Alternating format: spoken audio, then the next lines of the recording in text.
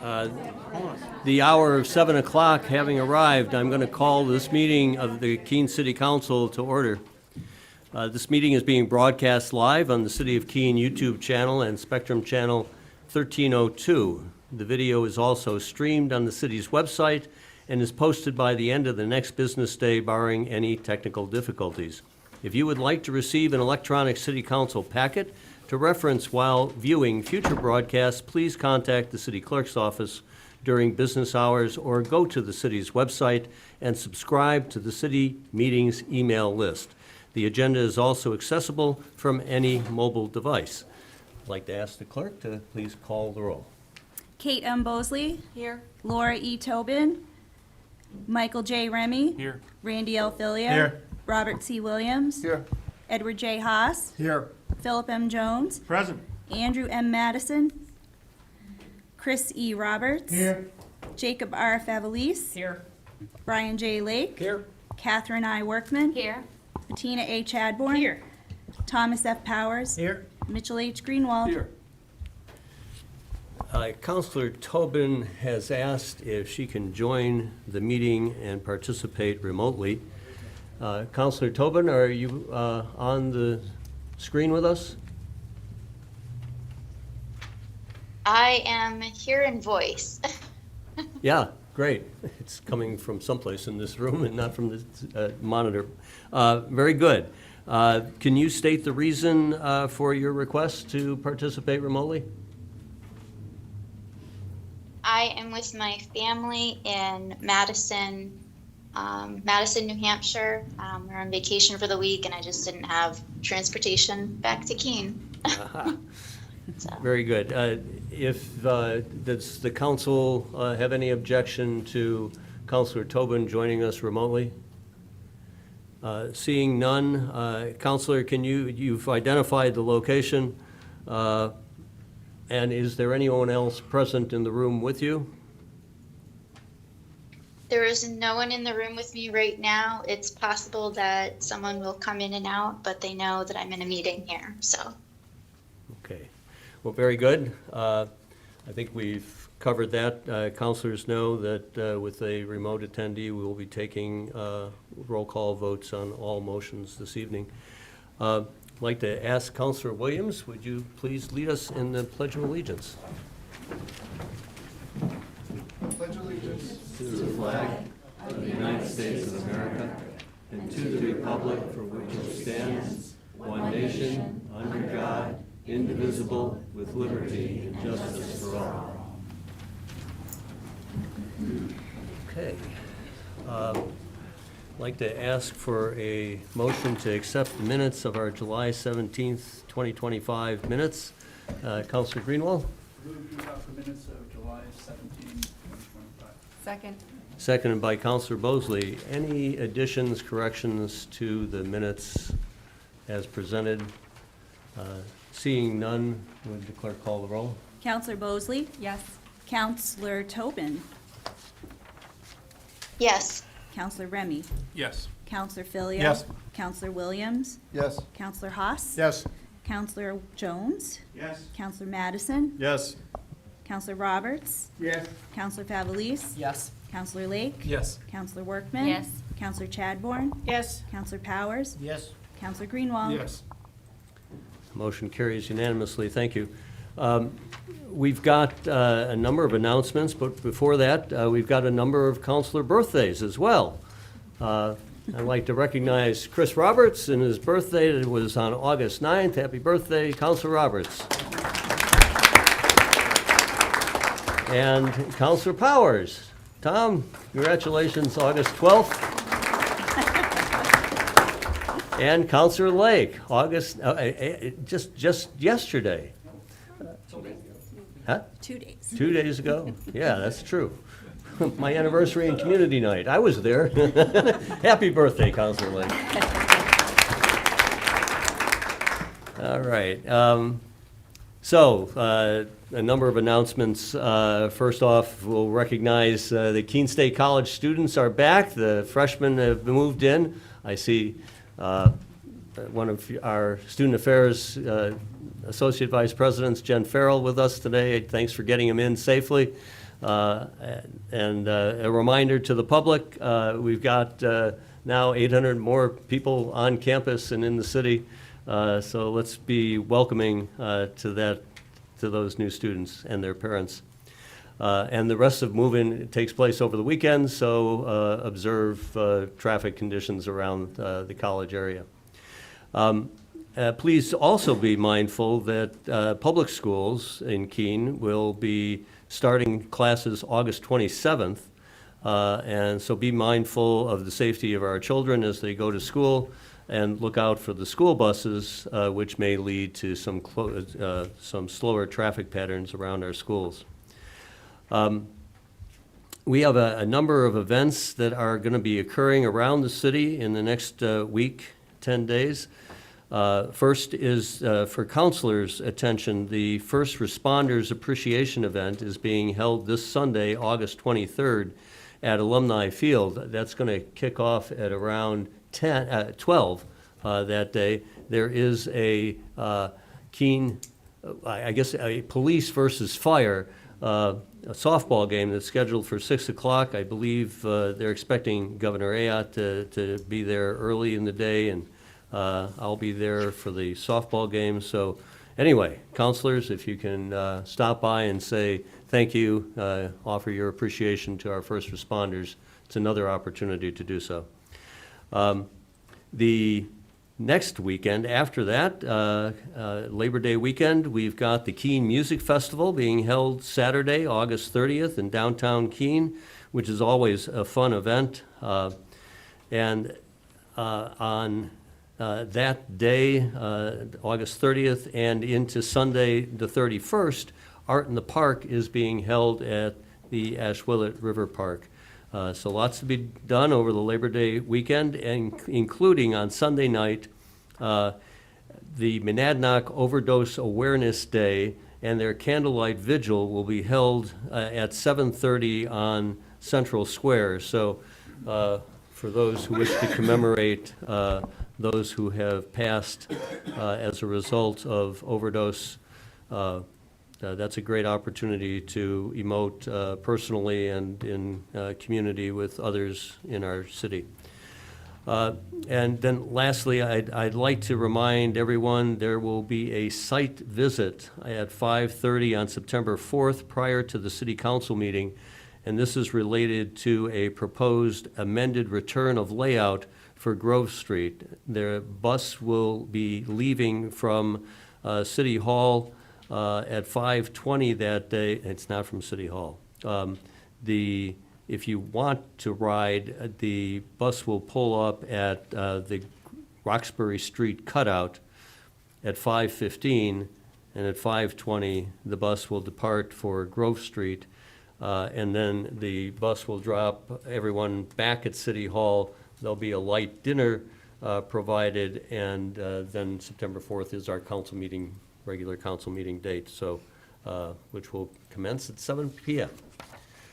And at this moment, I would like to call upon Kevin Watterson and whoever Kevin wishes to bring forward. I'd like to call on Kevin for a recognition of the Keene Swamp Bats.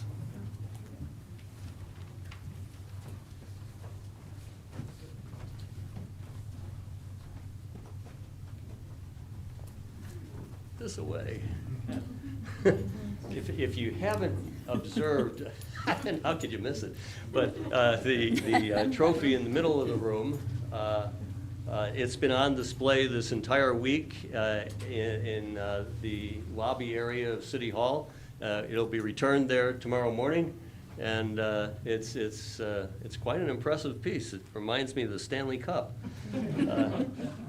But let me present to Kevin and his board members the following proclamation on behalf of the city of Keene.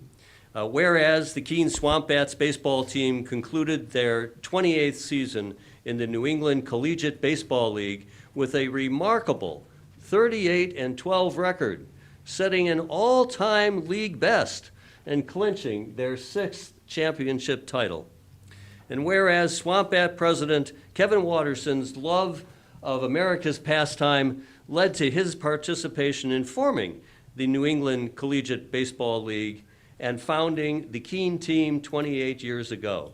Each season, Kevin and his team have recruited up to 40 collegiate players, sports management students and graduates, volunteer staff, and host families, all of which are instrumental to the team's success, the spectators' experience, and the community's pride.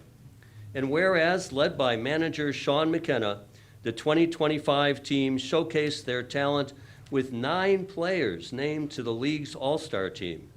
9. It takes 9 to play. Including the most valuable player, Jack Herring, batting championship, Ty Manolfi, and fan favorite, Ripken Reese. The roster also featured local Monadnock Regional High School graduate Ben Dean, who is continuing his baseball career at Duke University.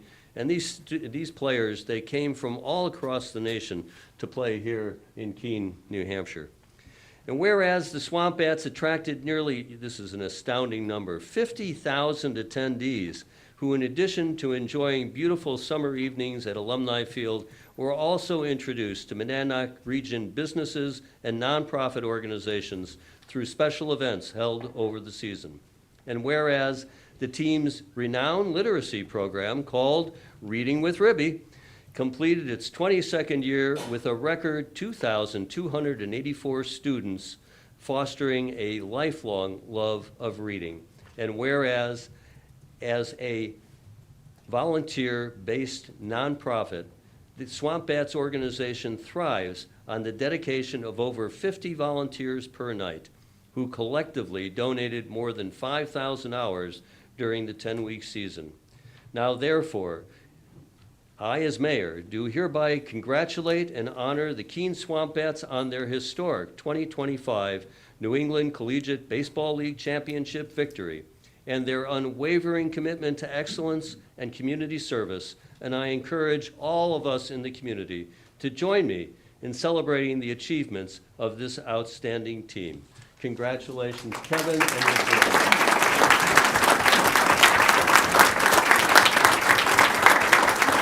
Thank you, Jay.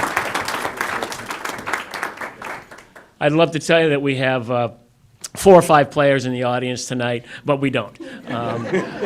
Most of our players, or all of our players, are back at school. They left about a week ago, and moments after we won our 6th championship, believe me, they were headed out to the next task in life. And the same goes for, I have to say, because they often don't get their due, is our internship team. We have 12 interns that help us run this operation over the course of a summer, and they, like our players, come from all over the country. They're here for the same reason as our players. They have dreams and goals, and they need to be here. And all of those folks, too, are back at school. So I'm honored. I was given instructions not to introduce our board individually, but I will tell you it is a tremendous board of directors we have, all volunteer, that make this happen over the course of approximately 25 games, and I certainly could go on and on. We're honored that we get the kind of support we do from the councilors and the mayor, because we could not do what we do without that. And again, thank you. Congratulations. Pleasure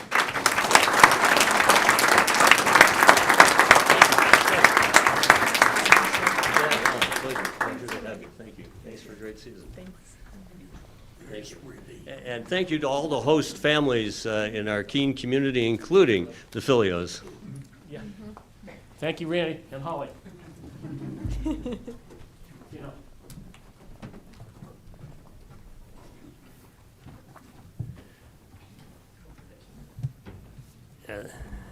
That was great recognition that we got for the team. I don't know if folks noticed, we got a Union Leader article that Randy and Holly Filio were on the cover of the Union Leader. Some of the people that we just saw were on the inside fold, and the coverage that we got, the team got from WMUR was just put Keene center to summer activities. It was great. Okay. moving along. We have two public hearings tonight, and the first public hearing, I'll ask the clerk to read the notice of the public hearing for ordinance 2025-20A.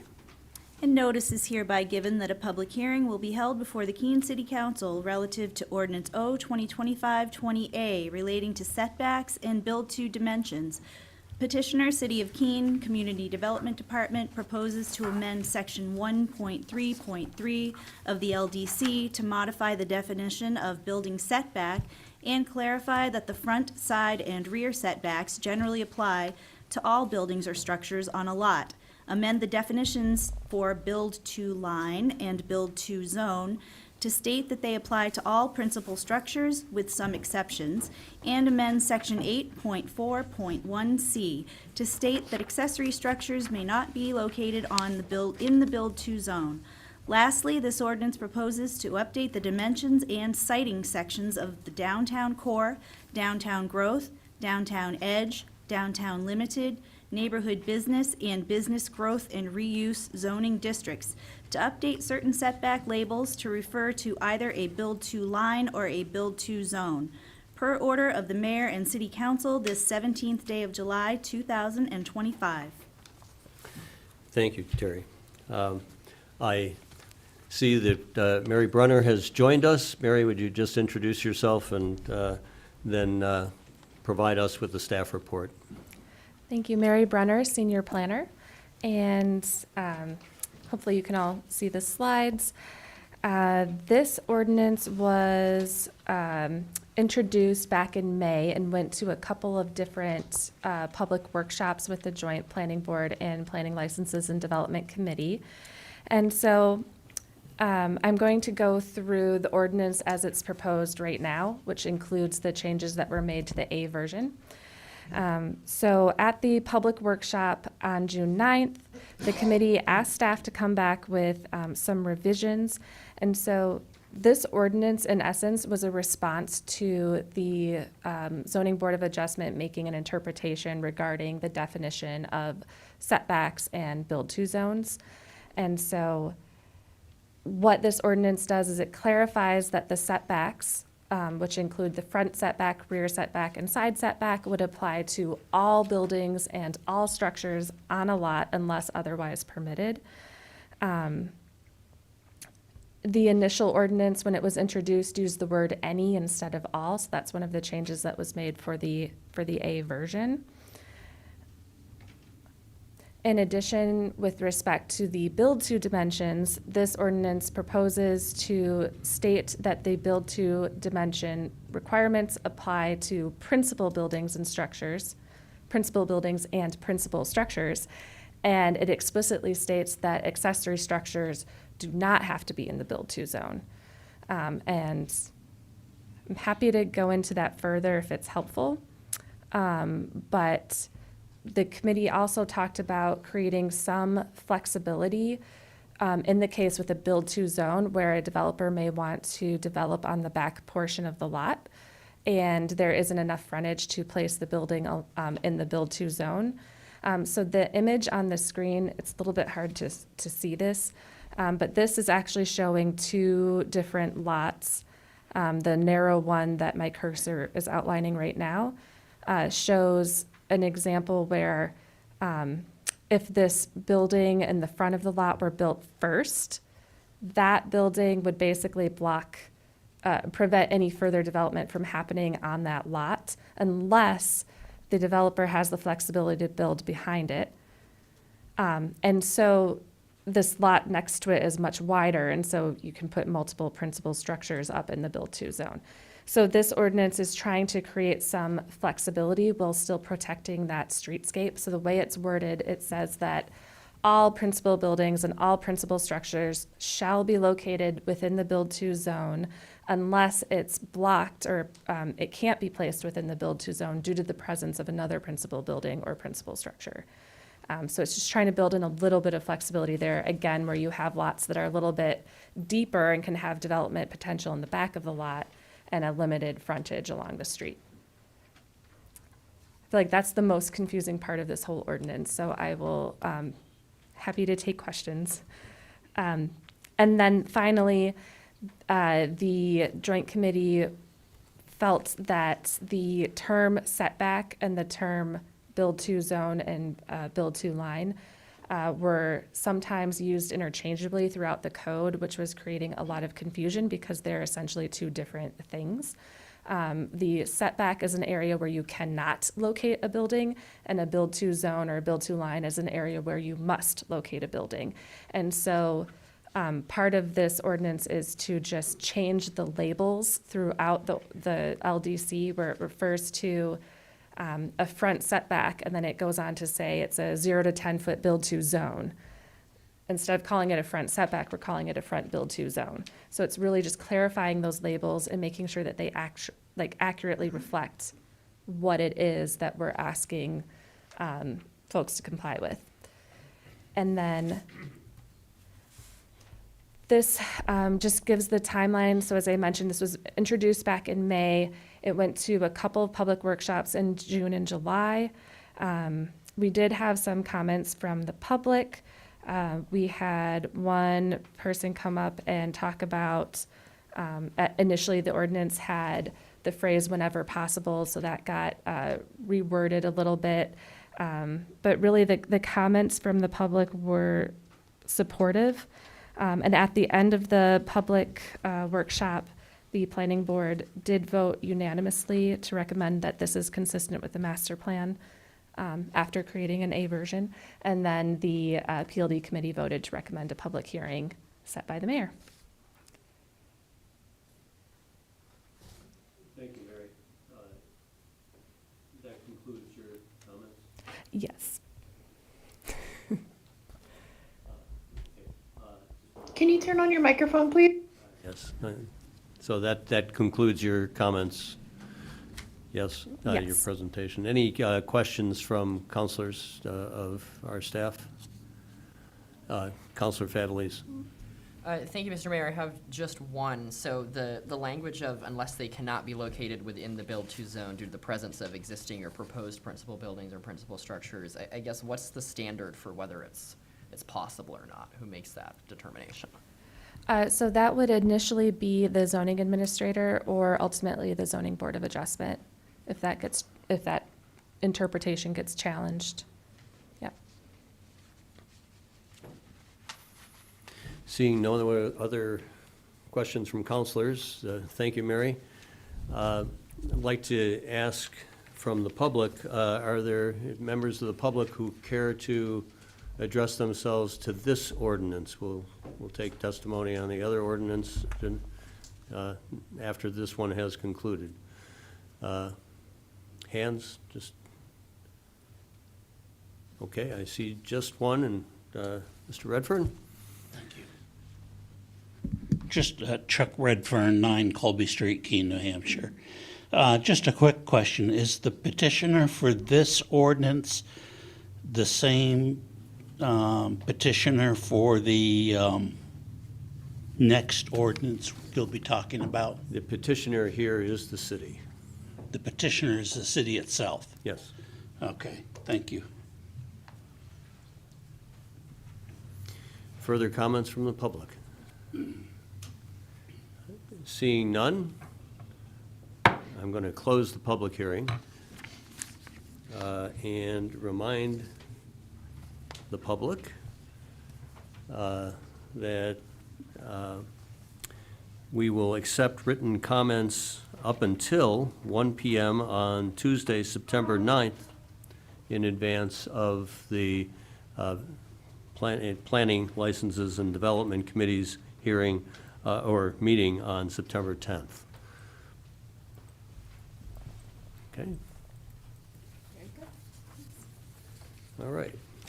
That meeting having been closed, we now move to ordinance, open up the hearing on ordinance O 2025-15A relating to amendments of the Land Development Code. I'd like to ask the clerk to read the notice. Notice is hereby given that a public hearing will be held before the Keene City Council relative to Ordinance O 2025-15A, relating to amendments to the Land Development Code to encourage housing development. Petitioner Jared Goodell proposes to amend various sections of the LDC to modify the purpose of the Neighborhood Business District, reduce the minimum lot size in the Neighborhood Business District to 5,000 square feet, increase the density allowed in the Medium Density District to 6 units per lot, allow dwelling units on the ground floor in the Downtown Growth District with limitations, and establish rules for applying zoning regulations to split zoned parcels. The sections proposed to be modified include 1.3, 5.3.1, 5.3.2, and 8.3.1C of the LDC. Per order of the Mayor and City Council this 17th day of July, 2025. Thank you, Terry. I'd like to reintroduce Mary Brunner of the Community Development Department to just provide an overview of this ordinance for the council and the public. Thank you, Mary. Thank you, Mayor Brunner, Senior Planner.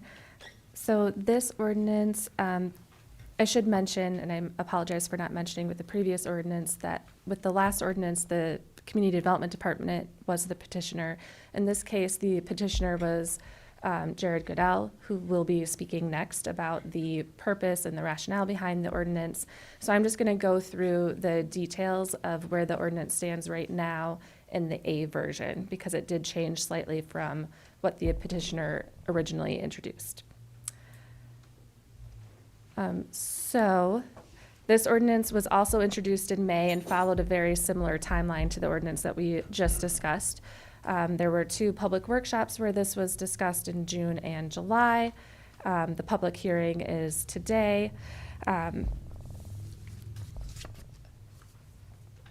So at the June 9th public workshop, there were a number of items that were discussed with this ordinance and ultimately changed. So for instance, one of the original pieces of the ordinance, if you remember when it was introduced to you back in May, it included some proposed changes to setbacks and build-to dimensions. And because that was being handled in a separate ordinance, that whole provision got removed.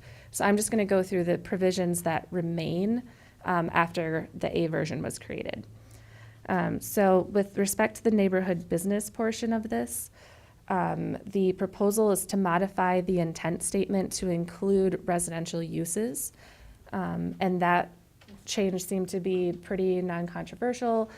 This district does allow many residential uses, I think almost all of them. And so that seems to be a pretty simple change to the intent statement, just to make sure that the district references that.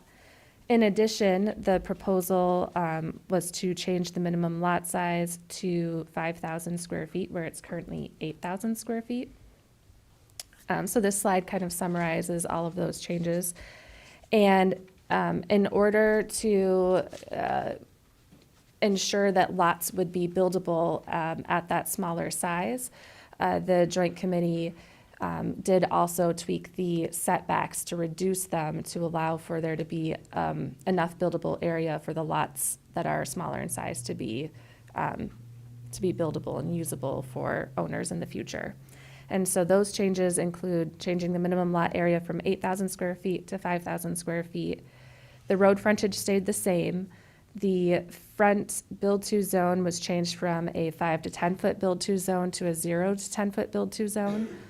The rear setback was reduced from 20 feet to 10 feet, and the minimum interior side setback was reduced from 10 feet to 5 feet. And again, that's to create more buildable area on the lot. So those are the proposed changes to the neighborhood business district.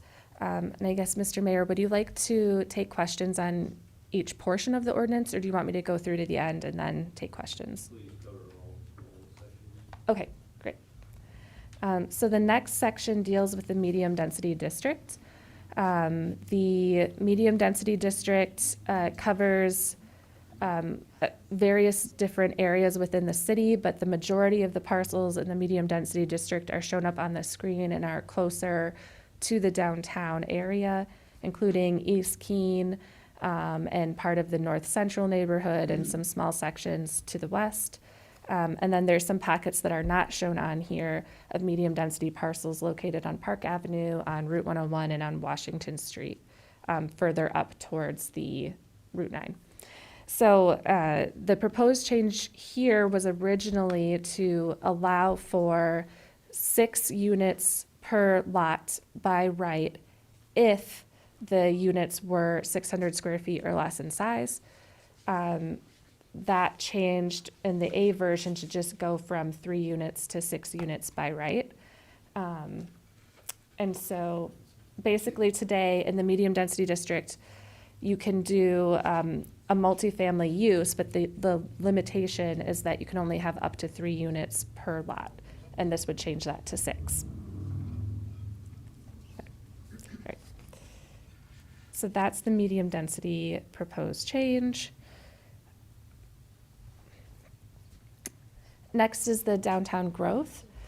So this ordinance originally proposed allowing for residential uses or multifamily dwellings to be on the ground floor on a type B street versus a type A street.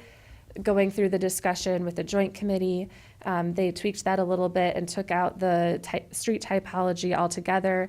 And so now the A version of the ordinance basically states that you can have multifamily dwelling units on the ground floor as long as those units are located behind tenantable commercial space or they're behind the build-to zone. So basically trying to preserve that commercial active streetscape up at the street while still allowing for more residential development to occur downtown.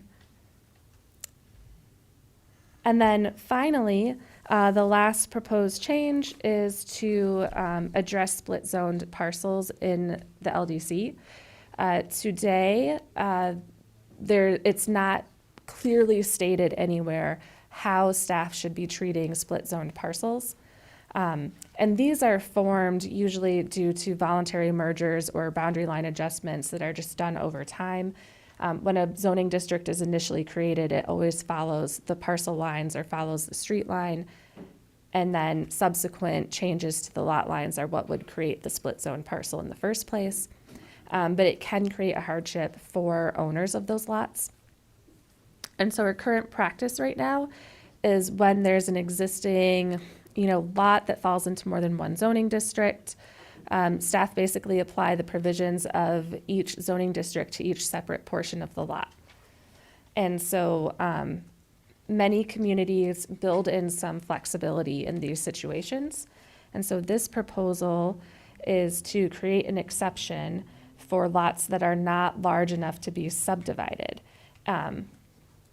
And specifically what it says is that where an existing lot of record falls into more than one zoning district, the provisions of each district shall be applied separately to each portion of the lot with the following exception. A, for lots or portions thereof which are not large enough to be subdivided, the property owner may choose to apply the provisions of the district which comprises the largest share of the lot to the portions of the lot that cannot be subdivided. And then it goes on to give guidance on what we actually mean by being able to be subdivided. But in a nutshell, we're looking at whether or not you could subdivide off a parcel that's entirely within one zoning district legally. And if you can, you have to comply with the rules of that zoning district. If you can't, then the owner has some flexibility to choose, okay, well, the majority of my lot's in the rural district, so I'm going to apply the provisions of the rural district to the entire lot. I think that's pretty much it. Happy to answer questions.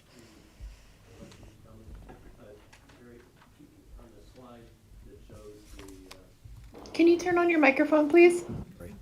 The medium density slide, and you showed a map just after this one, yeah. Can you point out the medium density? Yes, so the medium density is denoted by MD on this map, and it's this green color. It's a little Is- bit hard to Is differentiate it the from gold color? No. Sage color, thank you. Yeah, sage is a better descriptor. It's kind of hard to differentiate from the conservation district, but it's this medium density. So it's this section of neighborhoods kind of to the east of Carpenter Field. I believe this street is Cross Street up to like, or maybe that's High Street and this is North. Oh, sorry. So it's it's these green, sage green areas. Yeah. And then significant area between Washington and Court Street, yeah. Yes, yep. And then further to the west side along West Street. Yeah. Okay, thank you. Any questions from counselors now? Okay, Mary, thank you very much. I'm sorry? Oh, Counselor Favelis.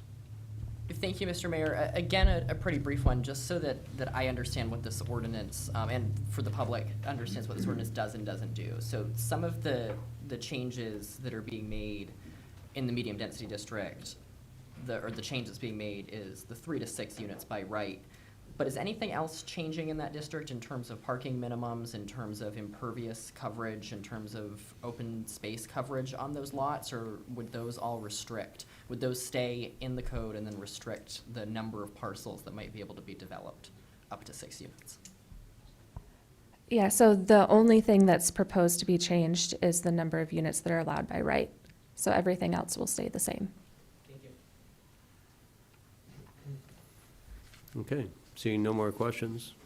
Thank you, Mary, for your comment. I'd like to call forward the petitioner, Jared Goodell.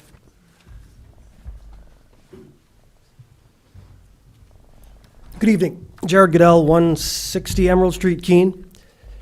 Just want to speak briefly on my intent on the proposed ordinance before I get into the details of it. About an hour ago, the Keene Sentinel released a story, and it's a report from the New Hampshire Fiscal Policy Institute that says that the median price of a single-family home rose at a greater rate in Cheshire County than statewide over the past year. About 7% is the increase in 1 year for the median household price in Cheshire County. Now, I look around the room, and age-wise, I'm an outlier. I'm 33 years old. People my age struggle to afford housing, whether it's purchasing a home of their own or renting. It is difficult. And so my intent, as I've been working with the fourth floor over the last couple of years on developing housing, is to create more units of housing. And from growing up in this community, I know that sort of keeping the fabric, the feel, the look of our community is important to the people in Keene. We hear that with the downtown project. We hear that with the historic district. And so the idea that, we could put up brand new, ugly apartment buildings that, are sort of just cookie cutter and plain looking, that's something that can be done. But I would rather, and I think a lot of people in this room would rather see us reuse the current buildings that we have, the buildings that fit within the look of Keene and the history of Keene. And so one of the things that brought me to propose changing the ordinance limiting 3 units in the medium density district is that you have these large structures that used to be homes for families of 8, 9, and 10 people. And the fact is, that's just not the size of families anymore. And so you have these big buildings, these big old homes that are really underutilized. And if we could take those and create multiple housing units in those, wouldn't that be a great thing? We could keep existing structures, they would keep the look and feel of the neighborhood, and we'd really be utilizing what we already have. We could build things faster. And so that is really the thought and the idea behind specifically the medium density proposal. I think the other 2 or 3 proposals in the ordinance are pretty benign. I'm not sure that I'm even going to speak to those, but I want to just address the question that Councilor Favelis asked, because I read some of the notes from citizens that are talking about this ordinance and really in opposition to it. And I think there's a lot of misinformation about that. And misinformation can be a problem when we're trying to make a decision to advance our community here. And so all this ordinance is doing is increasing the limitation from 3 to 6. So you can have 6 units in the medium density district. There's still parking requirements. There's still standards for developments. If somebody can't just put 6 units in a existing structure. They need to go through the planning process. It might be an administrative process. It might be a major planning review that would have public hearing. That is outlined in the land development code. That's not changing here. So to think that this ordinance, if this passes, is just going to suddenly spur, a flurry of development in the medium density district is really just not in line with reality. That's just not how it's going to happen. Parking on streets in a lot of these areas is not allowed already. There's already guardrails here. We're not removing a whole lot of guardrails here. We're just creating another tool in the toolbox to create housing in Keene. And I just want to end by saying that the housing crisis that everybody in this room knows that we have right now is not a result of any one action that has been taken over time. It is the result of many, many, many decisions over many, many years. And there's not any one decision that'll be made in this room or at the State House that is going to change this housing crisis situation overnight. But a lack of change or resistance to change is going to keep our housing crisis and make it worse. We have to be open to making change. We have to be open to making progressive steps to make things easier for people, our neighbors, people who want to move here, to be able to afford either to rent or to buy a home. And that's the intent of this, and I hope that the facts can be sort of brought to light here tonight and come to the surface, and people can really understand what this proposed ordinance will do. So with that, I'll wrap up. Thanks. Thank you. Any questions of Mr. Goodell? Councilor Favelis. Thank you, Mr. Mayor, and I'm sorry to make you run back over there. I received a lot of feedback and had a lot of conversation with this from folks on the east side especially, and so I want to make sure that I'm digging into this issue as much as I can. One of the things I've heard even from people in the community, people on the east side who recognize the need for housing and want us to take steps as a city to increase the number of units that folks can actually afford to rent or afford to buy, is that 3 to 6 just seems like a really big jump, bigger than 3 to 4 in a more incremental approach. And so I wonder how did you arrive at the 6 when drafting this? Sure. So I think that when you look at the size of a majority of the buildings in the medium density district, and I just want to be clear on a couple things. I don't think I own any property in the medium density district. I'm not looking for any. What I was looking for was, how could we spur development in this city? So this is not a self-serving ordinance here. But, let's face it, if you look at the structures in the medium density district now, they're all different sizes. And so some might not be able to accommodate 6, some might be able to accommodate 4, 5, and up to 6. And I thought that there should be a ceiling on how many are allowed. So I don't want to say I arbitrarily picked 6, but 6 was the number that seemed to work. And I think that when you look at converting an existing structure, sometimes it doesn't make sense just to add 1 unit. Financially, economically. Sometimes you need to be in the 4 or 5 units before it really economically makes sense. And so, I think we have to keep that in mind when we're creating things is, does whatever change we're making, a rule change or ordinance or whatever, does it actually have a meaningful impact to actually spur development? And so, I guess you could say I arbitrarily pick 6, but I think it's a good number, and I think that you could convert some of the buildings, if somebody wanted to, into 6 units. Thank you. Thanks. Councilor Roberts. But when I look around the country and I look at all of these different organizations and different governments and everybody saying how we're going to create housing that would solve the housing crisis just by creating more. But I'm yet to find very few places where these new houses did not raise to the price of the current houses, and then the people that we expect to help are still being priced out. And so that's one of the things, because even around here, sometimes we come in, we have different organizations that would help fund it. I was talking to a gentleman today who just bought a house through the New Hampshire financing, and he says he's got to live in that house for 2 years, and otherwise he has to pay back. And his goal is to live in that house for 2 years with New Hampshire funding, finance, and in 2 years sell that house as a profit. That defeated the whole purpose of that program. Well, I think you bring up an interesting point, and I think that that the answer is simple, really. You're right. Prices are outpacing development, and that's the problem. And there's not a whole lot that you, as leaders in this room, can do other than to cut more red tape. We need development to outpace demand. This is a supply and demand issue. There is not enough supply, and there's too much demand. My fear for our community is if we don't create some supply, the demand is going to evaporate. And so to say, well, the prices are going up, people are profiting, we should just do nothing because people are going to keep profiting, I think that's not the answer. I think the answer is, forge the way, trailblaze for development, and let development outpace the price. That hasn't happened yet, and it should happen. Can I have a follow-up? Follow-up, sure. So what you're saying is we should cut red tape and leave this completely to the free market? This is not a free.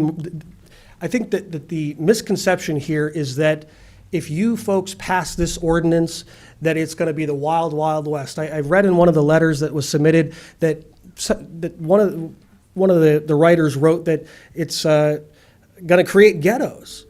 I mean, to think that when you have more than 6 units in a building is going to create a ghetto, or you have multiple 6-unit buildings on a street is going to create a ghetto, that's just not, first of all, it's offensive, but second of all, it's just not what's going to happen.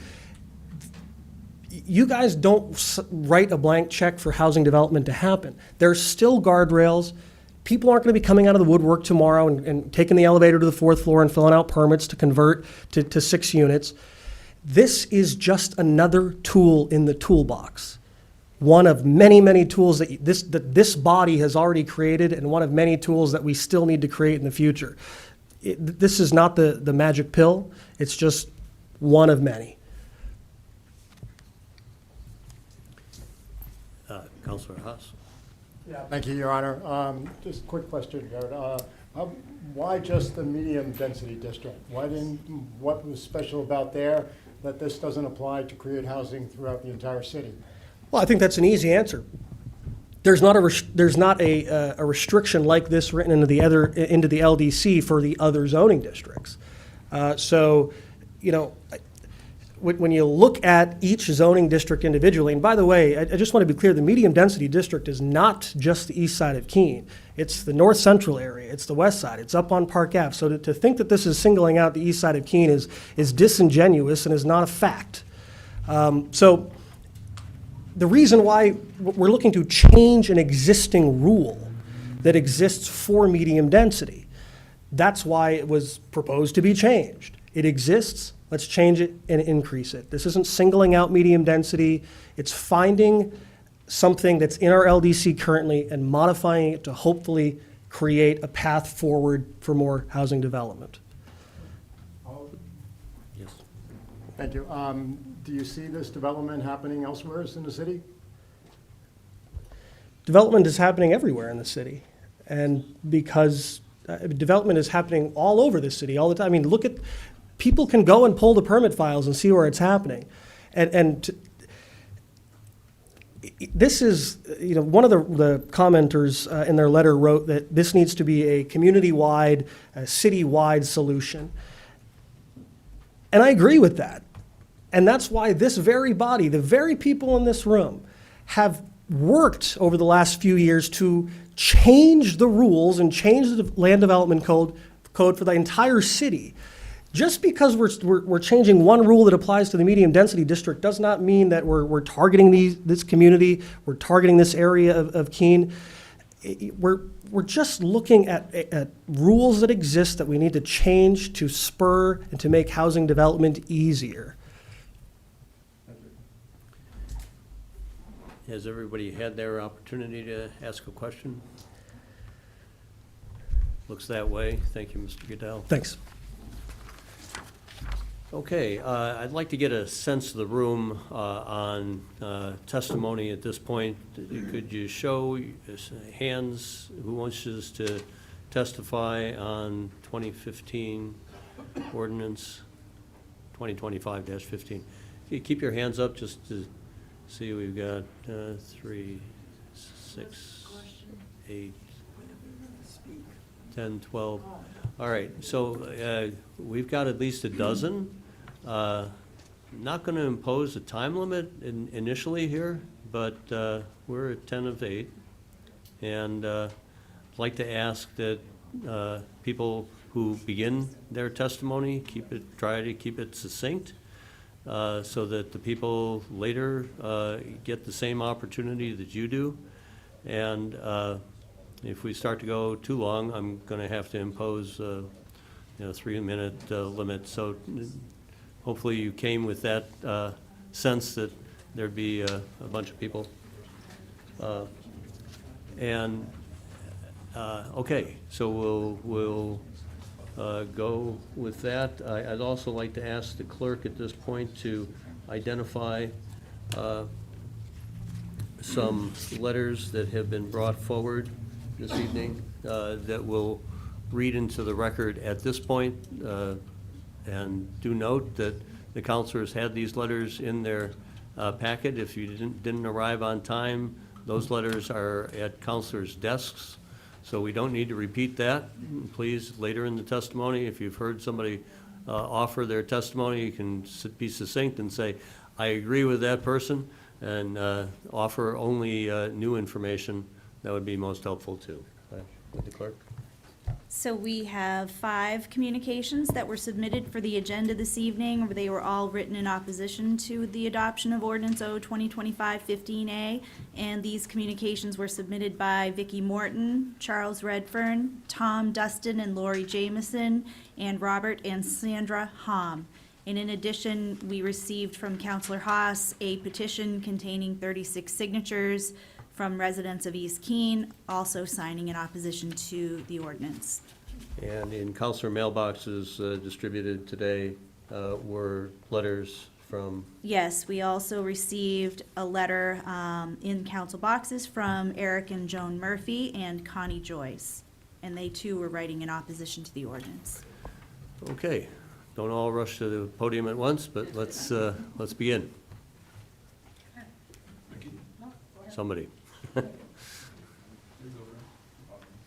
Please, Frank, come forward. And introduce yourself. I'm going to read the letter that I can submit a printed copy of. Okay. You'll give that over to Kathleen or Okay. clerk's office. Thank you. When we get there, when you conclude. Yeah. Frank Richter, 22 Valley Street. And first of all, I'd like to challenge something that was said earlier about other zones not having restrictions on this sort of development. They absolutely do. So I wanted to read my letter to the City of Keene and City Council. Keene is a special place. A large part of what makes Keene so special is its neighborhoods. East Keene is one such neighborhood with great people, beautiful historic homes, and well-kept yards and gardens by caring homeowners. By introducing the zoning change allowing more than 3 units in the medium-density zone, the city would be in a violation of its own building regulations, and more specifically, Keene's property and housing standards, as outlined in Chapter 18, Article 3, which are in place to preserve such beautiful neighborhoods as East Keene. Given that 3/4, if not more, of East Keene is medium density, as you saw on the map, and that almost none of the properties west of Main Street and Court Street are medium density, this puts the burden exclusively and unfairly on the residents and homeowners of East Keene. The purpose of Article 3 in Chapter 18 is to, quote, provide minimum standards for property and housing use and maintenance not otherwise incorporated into the building code, necessary to preserve neighborhoods, abate nuisances, and protect health, safety, and welfare of city residents," end quote. These standards are minimum standards and includes section 18241, number 4, which states that, quote, "All motor vehicles shall be parked on-site on paved driveways or approved parking surfaces that comply with the parking standards of the zoning code," end quote. That zoning code requires 1 parking space per unit.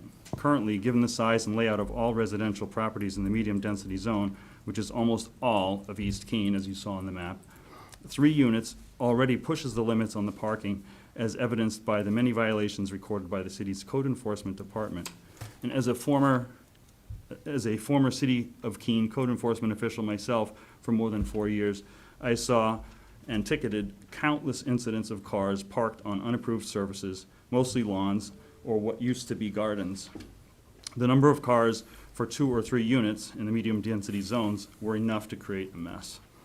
As others have stated, this is not only aesthetically unacceptable, it creates problems with excessive water runoff and sheet flooding and creates safety issues as well.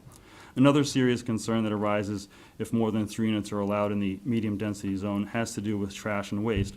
4 to 6 units almost always requires a dumpster. Under Division 2, Section 18-240, titled General Requirements for Property Maintenance, it states that, quote, "Waste storage containers must be located where they can be serviced, placed to reduce waste, and be maintained in a sanitary condition to prevent infestation. All storage containers shall be located a minimum of 25 feet to the rear of the front line of any building." It goes on to state that if significant improvements to a building are made, for example, adding more than the 3 that are already there, additional requirements are made with regards to on-site waste management, including containers shall be accessible by motorized disposal equipment, garbage truck. Containers shall be located to the rear of the approved parking areas farthest from the street, and containers shall not interfere with circulation necessary for emergency access and loading operations. I ask, how do you accommodate parking for 6 units and storage of waste containers such as dumpsters without violating the parking standards, the safety standards, the pest mitigation standards, and the standards governing adequate storage and removal of waste? I will tell you from first-hand experience that one of the main reasons for overflowing garbage and trash violations issued by code enforcement is vehicles parked and blocking access to dumpsters so that haulers cannot access them, resulting in overflowing dumpsters. This is not something on-site residents or neighbors should have to put up with, and is only exacerbated by allowing more than the maximum 3 units in the medium-density zone. There are several other concerns that I have, and my neighbors as well have, with regards to allowing more than the currently permitted 3 units in the medium-density zone only. Others have already expressed or will be expressing these concerns, and as well as on the floor tonight. I ask that this committee remove any request to expand the number of permitted units in the medium-density zone from this and any future proposed zoning changes. Thank you. Thank you, Frank. Again, if you'll submit your testimony, if that was a letter you wanted the council to receive. Okay, who would like to speak next? Let's see, 2 hands come up. All right, please. And Autumn, then Toby, okay? My name's Christine Sturbins-Philby, and I live at 103 Beaver Street, Apartment 1. I'm a new resident of Keene. I've only been here about 2.5 months. And after living in numerous places around the country, I can say I've not encountered a neighborhood with so many original single-family dwellings that have been converted to multifamily. To me, the density is quite high for any area outside of an urban area, and in regards to the ordinance, that would allow doubling a density is of concern to me. I have 4 quick points to share, so bear with me. First, from talking with city staff, there is already a process called cottage that allows for higher density development in the neighborhood and in the medium density zoning through a specific process. I've been told that this process has been utilized successfully over the past several months, and it's my understanding it's been used by the petitioner.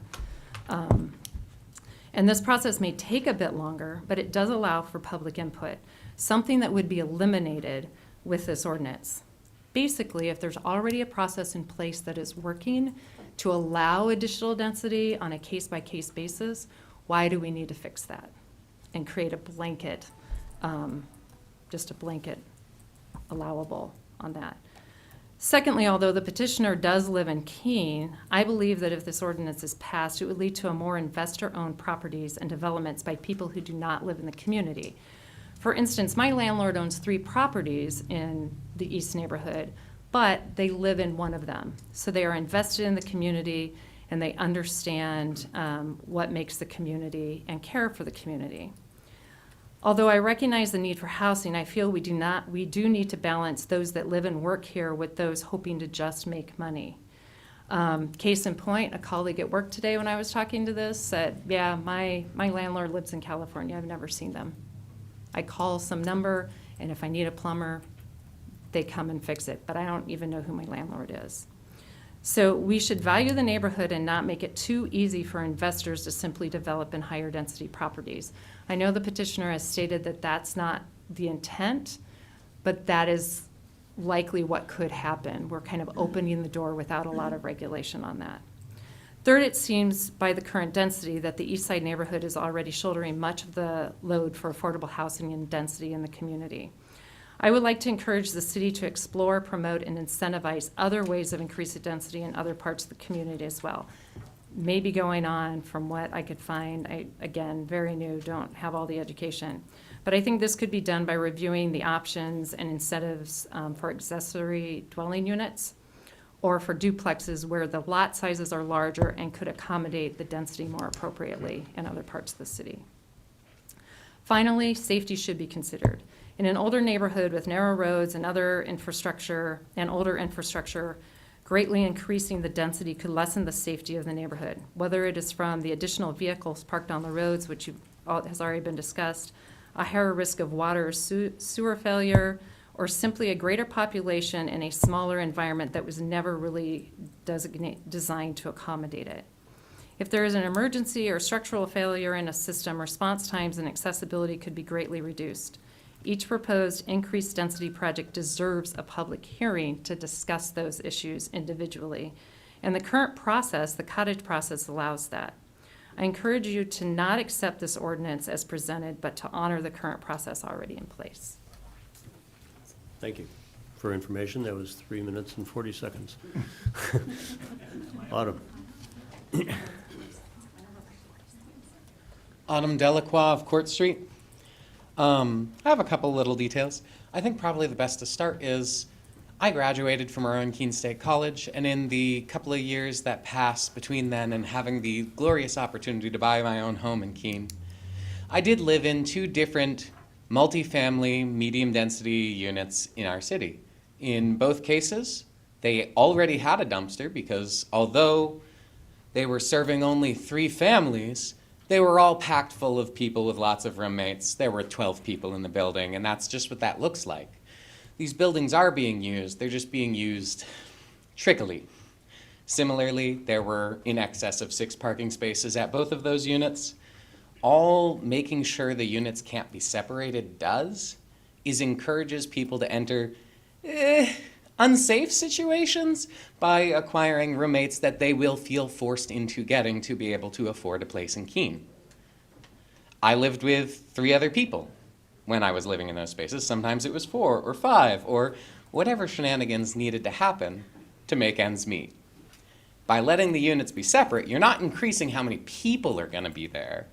You're just decreasing the chaos for what people are doing to get in. I don't really think our city should limit the freedoms of our developers because some people don't want to live in a city. We are a city.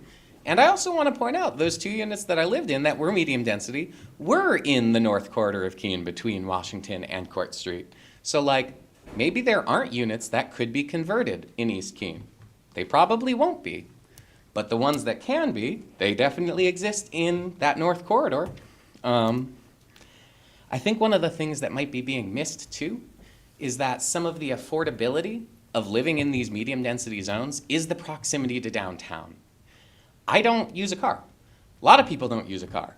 Not a huge number, but there's a definite number of them, especially those who are going to the college, working downtown, doing business downtown. And even if there are developers outside of our city making money, the people living in our city in these smaller units are keeping that money in town, whether that's where they work or where they have fun. And I think it's a little silly to I know there are very much out-of-state investors who have lots of homes in the area, but we also have a lot of local landlords in our town. Some of them are here. I don't think we need to characterize all these units as being foreign. Do I have anything else? Oh, I get really tired of us infantilizing our emergency response services. They're really quite capable. They can navigate the situation. I don't think we need to panic before they tell us to panic. They know what they're doing. Let's let them do their job. All right? Thank you. And Mr. Telsey? Next, people, just to recognize some folks to come up next. Mr. Redfern, D. Toby Towsley, 500 Washington Street in Keene. Well-spoken, Autumn. There's hundreds of parcels in medium density. And it's important to note that many of them already have more than 3 units in them. And yet, I don't know of any ghettos in Keene. But suddenly, if we pass this thing, unscrupulous developers are going to show up and scoop up all this property. There's going to be widespread ghettos all through Keene. I just thought this is fear-mongering. This is ignorance of the land code. And this isn't the way this will happen. And as Autumn spoke, if you've got a single-family home that's in medium density, it's highly unlikely it'll ever have 6 units in it. It's just not going to happen. And so, like what's already happened in Keene, Keene's created accessory dwelling units already. And yet, not every single-family home has an accessory dwelling unit. We've created the cottage court, which has been touched on earlier tonight. And yet, there's only been 2 of those, maybe 3 that's happened, And hardly any, I'm proposing one, maybe, might happen, but these aren't just happening widespread. That's the way that happens. It doesn't just and those cottage courts in every single residential district, and so it's allowed in medium district already. So if we allow somebody by right to have 6 units, and that's okay. But maybe if you don't let them do it, they'll exploit it and put as many cottage courts in. There's no limit on how many cottage court you can put in. So they'll maximize that right to the max. And so if it's easier just to put 6 units in, they would. But the reality is it's going to be a large house that's divided up into smaller units. And that's the way that it's going. And Autumn hit the nail on the head here. People are minimalist now. I've been a landlord for 40 years. And I'm sure Mitch will agree with me on this, is that people live in smaller places, smaller families now. People want to walk, just as Autumn does. These places want to be downtown. People want to be close to downtown. They don't want to have cars to have to worry about. They want to walk. They want to live by themselves or maybe with a partner. They don't have these big families like years ago. This thing makes sense. It's not going to run rampant. There's not going to be parking all down the streets. I mean, it doesn't even make sense. It's all gobbledygook. Thank you. Thank you. Mr. Redfern, Ms. Robbins, and Ms. Morton. Chuck Redfern, 9 Colby Street, Keene, New Hampshire, regarding ordinance 2025-15-A to amend section 8.3.1C. Densification, and I apologize for the word ghettoization. It should be potential for. Okay, so it is up to the developer. So I just want to clarify that. Dear Honorable Mayor and City Councilors, since 1985, my wife and I have lived in the above-noted home for Ward 1. In Ward 1, we raised our family here and have enjoyed every minute of it.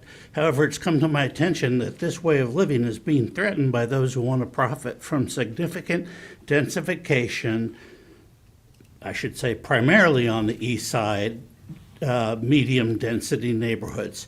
I cannot describe the negative impacts likely to be realized for such change if such changes were to occur. It's hoped that all parties involved in deciding the fate of East Keene read the letter submitted to the Mayor and City Council by Vicki Morton. It delineates many of the negative factors to occur should this land use change were to occur. It is my strong opinion that citywide problems deserve a citywide solution. Rather than singling out one area to shoulder the burden of increased density, I urge the council to consider policies that distribute this responsibility equitably across all neighborhoods. The very fabric of our community is woven from distinct character and history of each part of Keene. Altering East Side disproportionately would not only disrupt the lives of longstanding residents, but also erode the trust and unity that bind our city together. Let us approach the challenge with thoughtful planning, seeking input from all corners of Keene, and crafting solutions that reflect our shared values, aspirations. And by doing so, we can observe the qualities that make our neighborhoods desirable while still meeting the needs of a growing, or potentially thereof growing, city. Thank you for your service, all of you, to Keene, Charles Redfern, and just a couple of other comments that I have.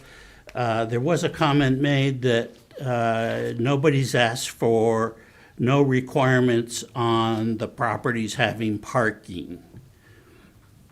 That as it stands currently. So keep that in mind. I think there are requirements for parking on property.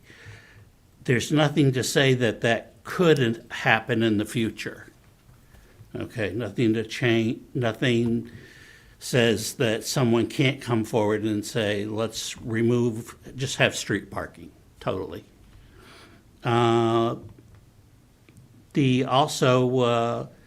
There's, to my knowledge, I don't know what the limits are on dumpsters, containers, et cetera. And I'm talking neighborhoods. I'm not talking the downtown. I'm not talking commercial properties, et cetera. And also flood zones. Are these densities going to affect the flood zones at all? I'm not sure how that would happen. I've been thinking about it, but it's a question we ought to ask. And then, the city has tried to address some of the housing issues by ADUs. And my research I attached to the letter, which drew me to take a more aggressive stance than I would have if I just authored the letter without research. But I did, and so I came to the conclusions I did in opinion. Just one thing. For the developers that are here, the young business developers in particular, there's an opportunity to change this city radically, and that's the Kingsbury property. If you look at a map and see Ward 1, and you compare that parcel Please, to Chair. the rest of the wards, sorry, through you, Chair, directly, And we're hitting time. apologize. If you change that parcel, and I had an expert tell me at a very informal meeting, saying that that property does not have to be dug up. It can be capped. The foundation can be capped, and you can build from there. And think of all the housing units you could put in there, as well as any other needs, ample parking. There's good uses for that property already. So, with that said, I'm challenging the young developers, middle-aged developers, and even the older ones who have some knowledge to them, to consider stepping forward and helping Keene change for the better. And Thank you. and that's especially for the young guys that can stand out pretty good on this. Thank you, Chuck. Ms. Robbins? D? No? Okay. Sure enough. This is very short. Ms. Morton, you're next, and we do have letters in front of us, so if you I'd still wanna- like to read it Yeah, for go the right people ahead. who are here representing the east side.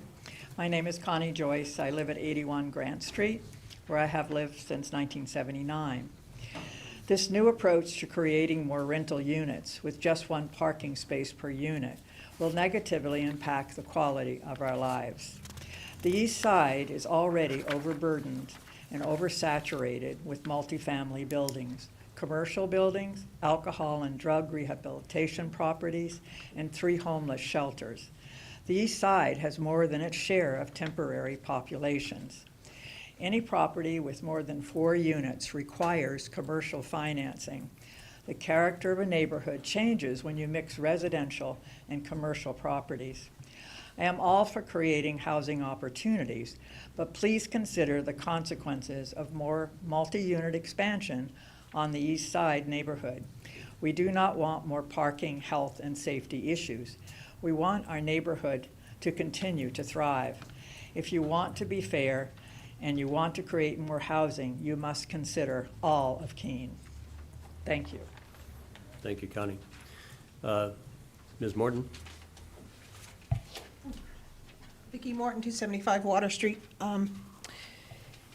In 2024, Walker Consultants gave you a report on neighborhood parking assessment. Number one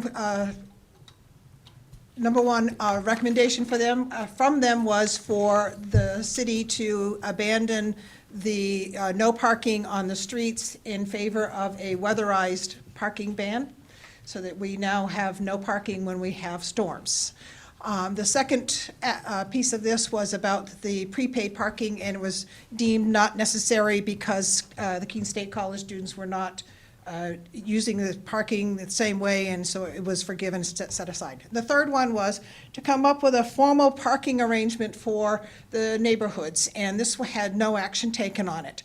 So what we have today, and we see this in the North Central, and we see it on the East Side Keene, is that everybody parks where everybody wants to park. And at this MFSI this summer, we had a conversation about parking, especially in the East Side neighborhood, where residents complained that they had difficulty getting in and out of their driveways because people parked too close to the entrance of their driveways. They feared, their term, they feared that emergency responders would not be able to get to them because of the way the traffic patterns are in East Side Keene at this time. In Walker Consultants' report, they said that a travel lane has to be 10 to 12 feet for each direction, so that's 20 feet. 8 feet on each side for parking, so that a two-way street with parking on both sides needs to be 36 to 40 feet wide. The only 2 streets on the east side of Keene that is 36 to 40 feet wide is Marlborough Street and Washington Street. And yet, here we have parking everywhere, anywhere, too close to intersections, blocking the line of sight, possibly blocking driveways. And this is something that needs to be remedied before we start talking about adding developments and adding more people. We need to address this aspect of it before we start to go forward with other pieces of this. Please. And that's in the letter that's further down on your agenda to ask to go to MFSI next month. I agree that the jumping from 3 apartments to 6 in a building is not going to add a lot of people individually. We have our neighborhoods that, neighborhood streets that are now experiencing collapsing of their sewer. We have an aging water and sewer infrastructure. We're in one of the older neighborhoods in town, and that's going to need attention. Look what happened on Water Street. It's happening on Valley Street. So I think there are things that before we say, okay, let's just increase the density and let's just keep adding people, there are other things that we need to start taking care of first. And yes, I would like to see more people in Keene that want to be in Keene. I don't think we have to provide housing for everybody who wants to be here. That's not our job. That's not your job. That's not my job. But there are other ways to add housing. And there are plenty of empty lots, and there are plenty of opportunities. You have a building lot right here on Main Street. And right next to it, you have a building that appears to be empty. You've got buildings that are boarded up on the roundabout on Winchester Street. And right behind it on Pearl Street is a huge empty lot. The parking lot over by Burger King, rarely ever full. What would happen if you thought about giving parking in usable places, like in commercial places? Excuse me for all the stumbling. I just think there's lots of other opportunities that we need to be talking about as well. And please, please, please, whatever you do not give up the staff right to check every step of the project. Don't give up that. Don't let's say blanket, okay, let's go forward. Let's have a checks and balances on each step of the way. Thank you very much. Thank you. Next.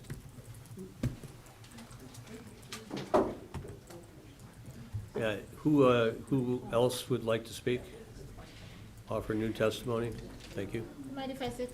Please do. Thank you for letting us address you.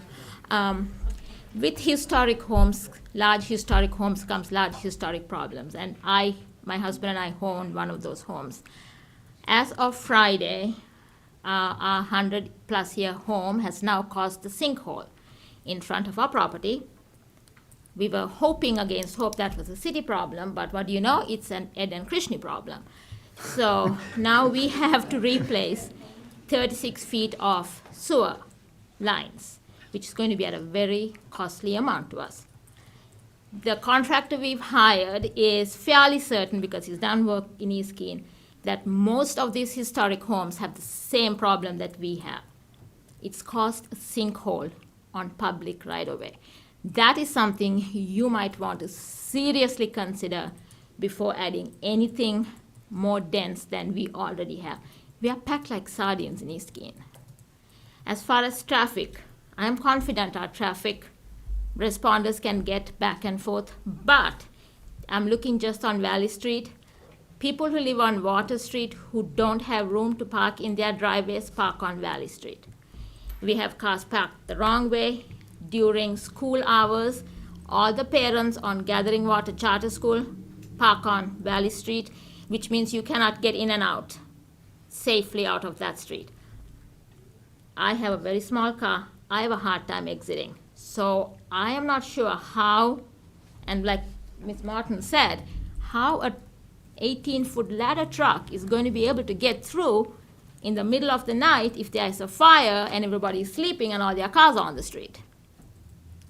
So that's something that you might want to seriously consider. And also, as far as if you live close to downtown, prices of rent is going to be cheap. In medium density, it's not. We have 2 homes, just as of last week, 2-bedroom and 3-bedroom homes, renting for $3,000 and $2,500. That's not affordable. And that's the walking distance to downtown. So that's a moot point. So my concern is we are tax-paying citizens. We need our safety to be considered before adding anything more. You have aging homes. My home is over 100 years old, and if my husband and I are going to have to probably put $10,000 into our home, you might want to check other homes before adding anything more into these older historic homes, because older historic homes are great, but they come with large problems. Thank you. Thank you, Krishni. Would you like to come up first, and then Mr. Hom next? Anybody else next? Thank you. Hi, Andy Holt, Forest Street in Keene. So I'm a resident of a medium district zone, not in East Keene. We do exist. I felt it necessary to balance the opposition statements with one in support of the proposed changes. Right now, there are 2 things we're seeing in almost every American city: a crisis level need for more housing, and residents that recognize that need but want the extra housing somewhere else, not their own neighborhood. We as a community need to resist that temptation for this kind of thinking, often known as not in my backyard. For every opportunity to add housing, we can always find holes to poke in the proposal. The reasons can be perfectly valid, as I'm sure many of those voiced tonight are, but we've got to weigh that against our desperate need for more affordable housing. If we continue to approach housing one project, one street, one neighborhood at a time, voices of opposition will speak loudest, and we will shoot down nearly every opportunity to add housing, and the crisis will grow worse. One example is Habitat for Humanity just broke ground on 2 houses on Old Walpole Road. It's really exciting, we should support them, but the project was originally going to be a dozen, more than that, residences. Project obstacles, including the completely reasonable objections of neighboring homeowners, kept that from happening. And I'm not judging or even disagreeing with them, but I'm saying we've got to find a way to make these projects a reality instead of finding reasons to shoot them down. So I'm glad we're hearing from homeowners that care about the direction of our city. I think that's one of the fantastic things about Keene. But I'd also ask you to consider the interests of residents that don't own homes, may not even be aware of this proposal, types of residents that Autumn described. We need to make changes to our code that benefit all Keene residents, not just those of us that have the luxury of time and energy to be here tonight, those of us that own homes. So I'd ask you to consider their perspectives too as you approach this decision. As to some of the justifications we've heard, Chuck made the point about applying changes more broadly. I agree. Why stop at one type of zone when we can remove barriers to housing everywhere? So first pass this ordinance and then do more. I very much disagree with the concerns about overcrowding. I think our city's population's been stagnant for, decades? We're not becoming more crowded. We're having young families and workers move away because they can't afford housing. Additionally, close to downtown is exactly where we need to be increasing density. Residents can be close to jobs, they can live without needing cars, they can easily shop at our local businesses. The presence of more residents is not a negative, it creates and maintains vibrant, thriving neighborhoods. So I want to be clear that many of the concerns brought up should be addressed, but they should be addressed directly, not by restricting housing. So yes, we should improve parking. Yes, we should seek bus service. We should be reducing noise pollution by addressing the loud trucks and motorcycles that create it. We should address heat islands by planting trees and adding green space, and we should directly address absentee landlords. I could go on, but I'm sure you get my point. You don't cut off your nose to spite your face, and you don't block new housing because you're worried about how the residents might behave in the future. So please work with these concerned residents to improve the quality of their neighborhoods, but please also amend the zoning code to make reasonable adjustments like this one to make it easier for us to house the people that need it. That's the type of leadership that the city needs from its councilors. And to my fellow residents, let's show our own leadership in welcoming and championing the changes that are needed. It's easy to fear change, to imagine what might go wrong, but what about all the positives that come from removing barriers? Imagine a Keene where no one needs to live on the street, where businesses can hire all the workers they need because housing is plentiful, where college graduates that have fallen in love with our city can easily choose to stay here and build a life here. That's the Keene I want to live in, and changes like this take us one step closer to that future. So thank you for your consideration. Thank you, Andy. Mr. Hum. And is that Christine? No, somebody different.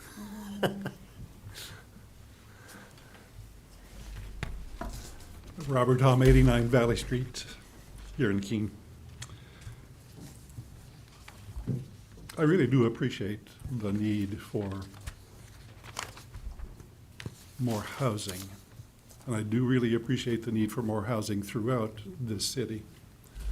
My concerns about the limitations of this ordinance towards the medium density are simply to do with the kinds of issues that have been raised already around the size of our streets. Simply what's the infrastructure like?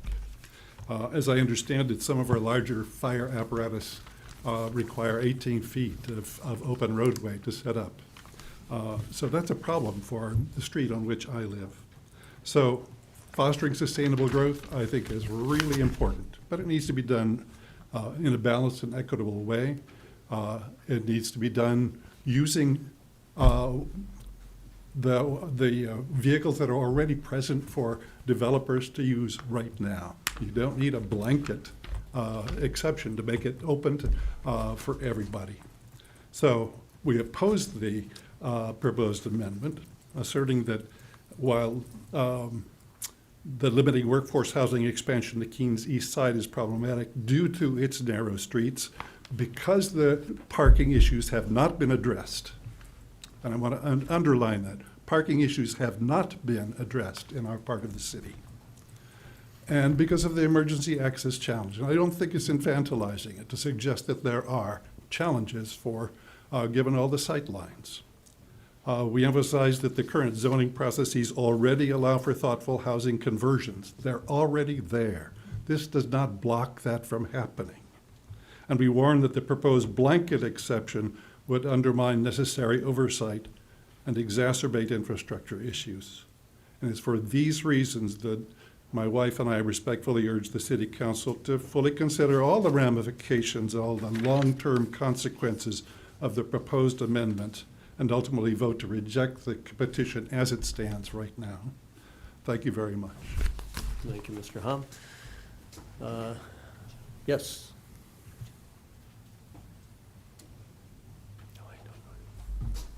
Hi, I'm Jennifer Sizo, 10 Fairfield Court in Keene, and I live in the east side. I'm not in favor of this as it stands. I think it's rather blanket, and I'm wondering, 3 to 6, how many properties are we talking in the medium density zone that have been affected? Have someone come before you all or the MFSI and requested a property, be expanded from 3 to 4 or 5 or 6 units or whatever? I mean, how has this been mapped? How many properties would this affect? I am all in favor of more housing, and we do need smaller housing, yes, but this seems just like a sweep that maybe isn't needed. I think, what is it practical? Is this a practical response for how many places we might be talking about? I really know nothing about the process of trying to develop a piece of property, but I just don't, to me, this doesn't, there may not be enough information for you all that, are we talking, is this somebody comes before you twice a year, or somebody comes before MFSI or the planning board or whoever? This seems like a very big sweep that might have unintended consequences. So, thank you. Thank you. Further people wishing to speak? Sam, and come on forward, Sam. Others? Other hands? Okay. Sam Jackson, Court Street. Pardon, I have a bit of a foggy brain this week. One of the arguments I hear a lot is about the amount of cars that might be parked on the road or the traffic issues. And I wonder if any of these could be alleviated even now with maybe some of those roads could be turned into one-way, so as to make a little bit more room for those emergency vehicles that may need to come down those ways, and to allow for side street parking if it is needed or necessary. I'm not sure what the actual parking regulations in that area are right now. So that aside, I'm support this very strongly. It's not, these aren't going to crop up right away, just like they already pointed out. These aren't going to appear overnight. They take a long time to go through. They still would need to go through City Council. They'd still need to get approval from the fire department. They'd still need to get all sorts of approvals to make those buildings bigger than they are or habitate more people. This isn't an overnight thing. And as somebody who lives in a low density housing, I would love to see this expand. I want to see this in low density housing. I want to see this all throughout Keene, because yes, there are this could apply everywhere. But where I live, I cannot walk anywhere. I can't walk to a store. Because I don't have a car, I rely on a bike to get around. People who live in, closer to downtown, they have a grocery store right there. They can get their necessities right there, and they can do it by walking in a lot of cases. That's high value. You reduce the amount of money that you're spending by not having the car, and the amount of money you put into a car every year is staggering if you do the math. It does end up being a net net savings to not have to have a car, and living in an area like East Keene, although maybe more expensive, does save you on the car front if you can make that adjustment. I think that's it. Thank you. Thank you. All right, I don't see any more hands up, right? Seeing as that's the case. What were you saying, Jay? Mr. Murphy. Okay. All right. Good evening, everybody. Eric Murphy, 287 Roxbury Street. And I do have an interesting observation about our moment in time as a community. I'm not moved by ghettoism, not moved by NIMBYism, and I think we're off the point of this conversation. What I would say about people who attend these meetings, we pay attention. We live with the consequences of changes to our code. We do our research. And obviously, we wouldn't be here if we didn't do our homework and come back in with statements that recognize a 20-foot NFPA standard. Now, if we're going to abide by standards, it's sitting right there. So when we bring up curb congestion, I don't think this is speculation. And I don't think that most people, when you've hopefully got people who have employment in order to pay for these houses, they're not walking to downtown Keene because that's not where the majority of employment is. Some is there, but people may need 1, 2, or 3 cars for every unit that's occupied. So yes, it's speculation, but I think it's well-reasoned speculation. I do have some other thoughts that take us away from the concerns about parking and traffic and fire access. I'd like to just talk about what happens if we look at parking and we say, let's create residential permit parking. And how does that improve the conditions on the street? I don't have a clue about that, but these are things that need to be considered if we're going to densify different parts of the city. If we're going to follow codes and we're going to see a 6-unit development, are we going to require apparatus turning templates in site plans? I think this is taking the approach that there are consequences to decisions of just opening up units. If we're concerned about runoff and flooding, and I know many buildings already in Keene, on the east side specifically, flood in their basement. So if we're going to have concerns about stormwater, are we going to run capacity modeling for downstream sewer basins? Do we have that information, and can it be applied to say this specific development, putting the additional units in, has no consequence in these areas? Certainly, I would like to think that the ordinance could be made better, but I think given where we stand today, if a ordinance creates a barrier to development, and the development is reasonable, I would surely hope that that developer steps forward and says, I would like an exception to this rule, and here's why. And if they win their argument, and I don't think people are going to sit back and say, well, this was a bad idea. So with that, I say thank you and good evening. Thank you. All right, going once, twice. All right, thank you all for your testimony tonight. I'm going to close the public hearing. And I will, again, reiterate that should the public wish to comment further, you need to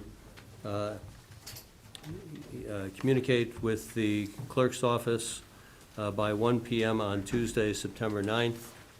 Thank you for the letters that were submitted so far. and Thank you for your testimony this evening. Thank you. Thank you. Thank you. Thank you. Okay. I don't know if folks want to take, no, keep it going, huh? All right. Moving on then to elections and nominations. Would the clerk please read item B1? We have nominations to the Historic District Commission, Planning Board, Partner City Committee, and the Zoning Board of Adjustment.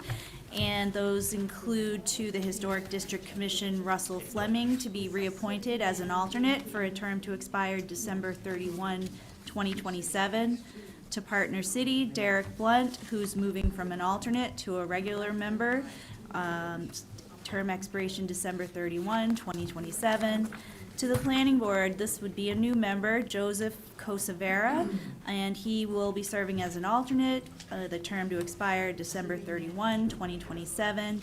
And finally, to the Zoning Board of Adjustment, we have Zach Leroy, who is moving from an alternate to a regular member, term to expire December 31, 2027. And Kathleen Malloy, who will be a new member, serving as alternate with a term to expire December 31, 2027. Those are all on first reading. Second reading will take place on September 4th. Moving on to second reading and confirmations. And this evening, we have the confirmation of Julie Scholzel to serve as a regular member on the Airport Development and Marketing Committee for a term to expire December 31, 2025. And to the Heritage Commission, we have Kathy Halverson, who will be joining as an alternate to the Heritage for a term to expire December 31, 2026. And Jill Beauchalon, who will also serve as alternate on the Heritage Commission for a term to expire December 31, 2026. I'd like to recognize Councilor Greenwald for a motion. Yeah. Second. Seconded by Councilor Bosley. Any questions, comments on these nominations? Seeing none, would the clerk please call the roll? Counselor Bosley? Yes. Counselor Tobin? Yes. Counselor Remy? Yes. Counselor Filio? Yes. Counselor Williams? Yes. Counselor Haas? Yes. Counselor Jones? Yes. Counselor Madison? Yes. Counselor Roberts? Yes. Counselor Favelis? Yes. Counselor Lake? Yes. Counselor Workman? Yes. Counselor Chadbourne? Yes. Counselor Powers? Yes. Counselor Greenwald? Yes. That motion carries unanimously. Thank you. Moving on to communications that were not previously read. And we have communication 6C, which is from Counselor Haas, and it is a request for a historical marker to be placed on the rail trail identifying the original site of the Keene Bottle Works. Okay, and we'll refer this letter to the MSFI committee. And our next communication is from Counselor Filio, and he has expressed concerns related to the accidents that have occurred on Route 9 between Keene and Brattleboro, and requests that we bring stakeholders together, including the state and surrounding towns, to discuss potential ways to mitigate the problem. And I'm recommending that we refer this to the city manager so that she can follow up in an appropriate time frame and communicate back to us on those follow-up strategies. And next, we have a communication from Counselor Williams, and this is a request to consider an ordinance amendment to regulate the muzzling of dogs with the passage of House Bill 250, which recently was signed. The city is now, municipalities are now authorized to enact such legislation. First, congratulations, Councilor Williams, on your initiative. And we'll refer this letter to Planning Licenses and Development Committee. And our next communication is from Howard Mudge, and this is a request to remove a tree on city property on the westerly edge of 9 Evergreen Avenue. We'll refer this to MSFI committee. And next, we have a communication from Vicki Morton.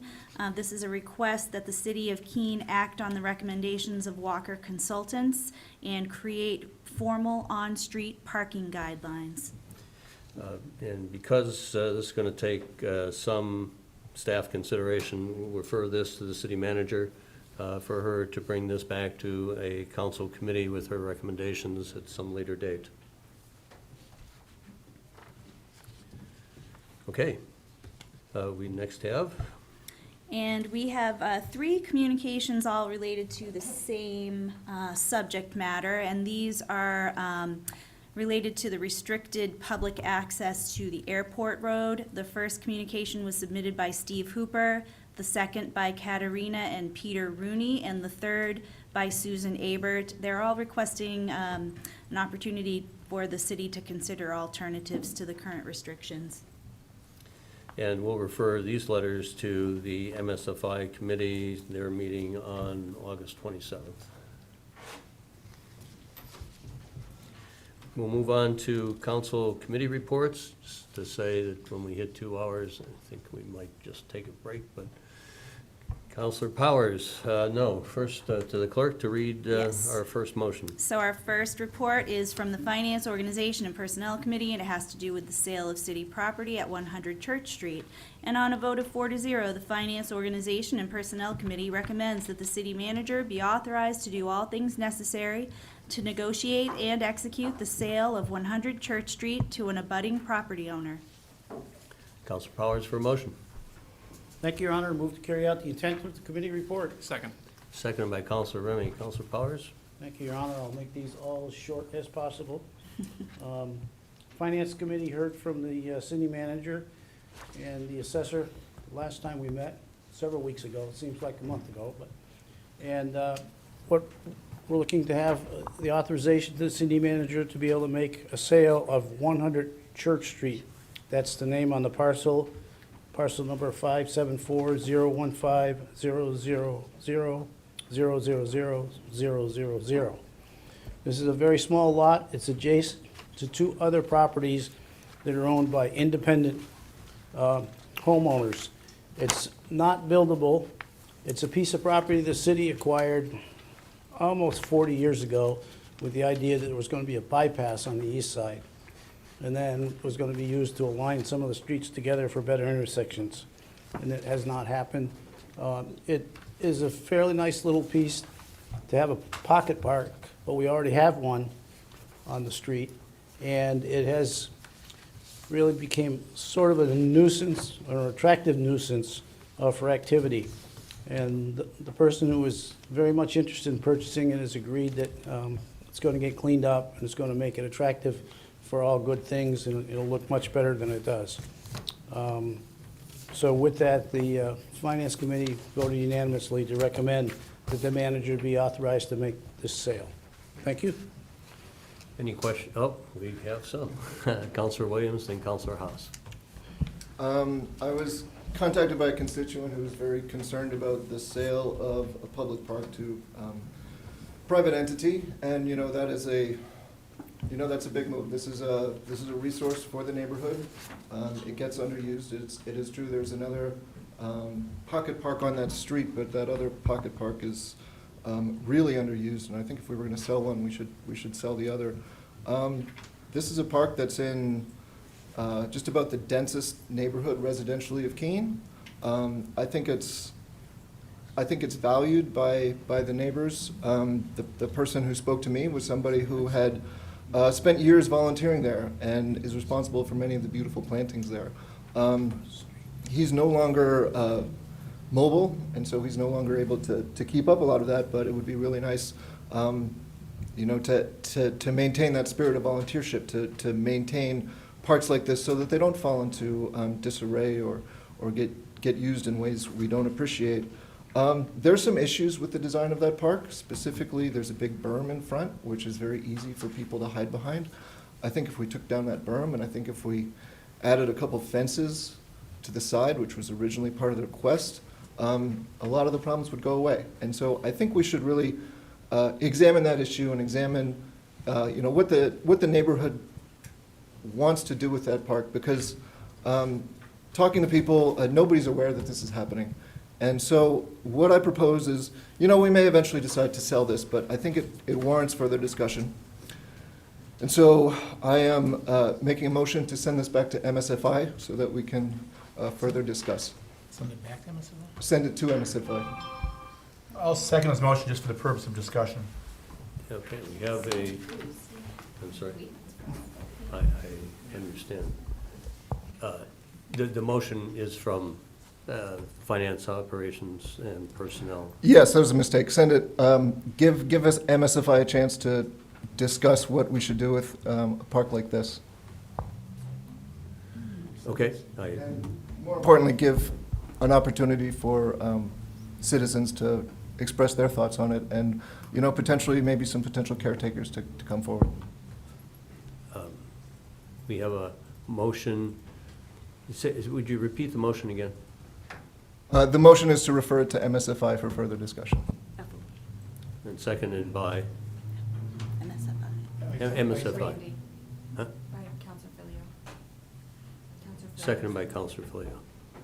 Okay, is there further discussion? Mr. Greenwald. Just like to hear the Councilor Greenwald. manager's thoughts, perhaps.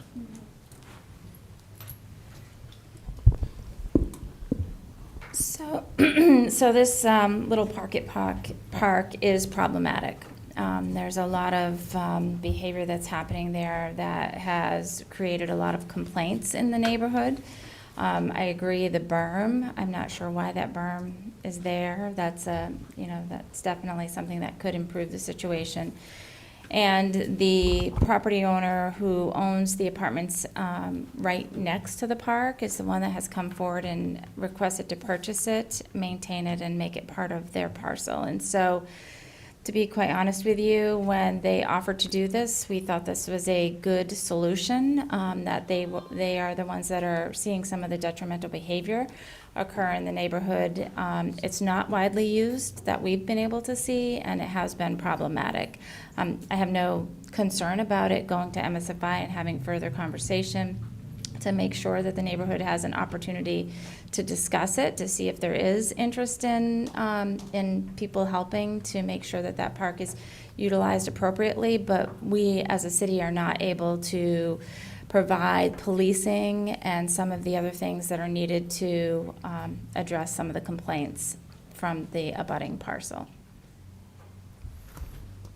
Councilor Greenwald. Lights on. This is certainly not an urgent, time-sensitive matter, and as Council Williams is saying, if the neighborhood is unaware, we can at least let them speak and make maybe a more thoughtful decision other than just sell it and take the money. But I have no doubt that the apartment building would do a good job with it, and maybe they can do it in a neighborhood way to accomplish both. But bringing it back to committee, fine, talk about it. And Councilor Filio. Yeah, I agree with all three comments tonight so far, that this isn't a rushed item. If it gives the public more of a chance for input, to say, I didn't know, that's one thing we probably hear about the most when somebody says, I don't know. I mean, I heard somebody talk about the downtown project the other day, didn't know, so hey, something for everybody. But on this particular project, on this particular part, city manager is correct.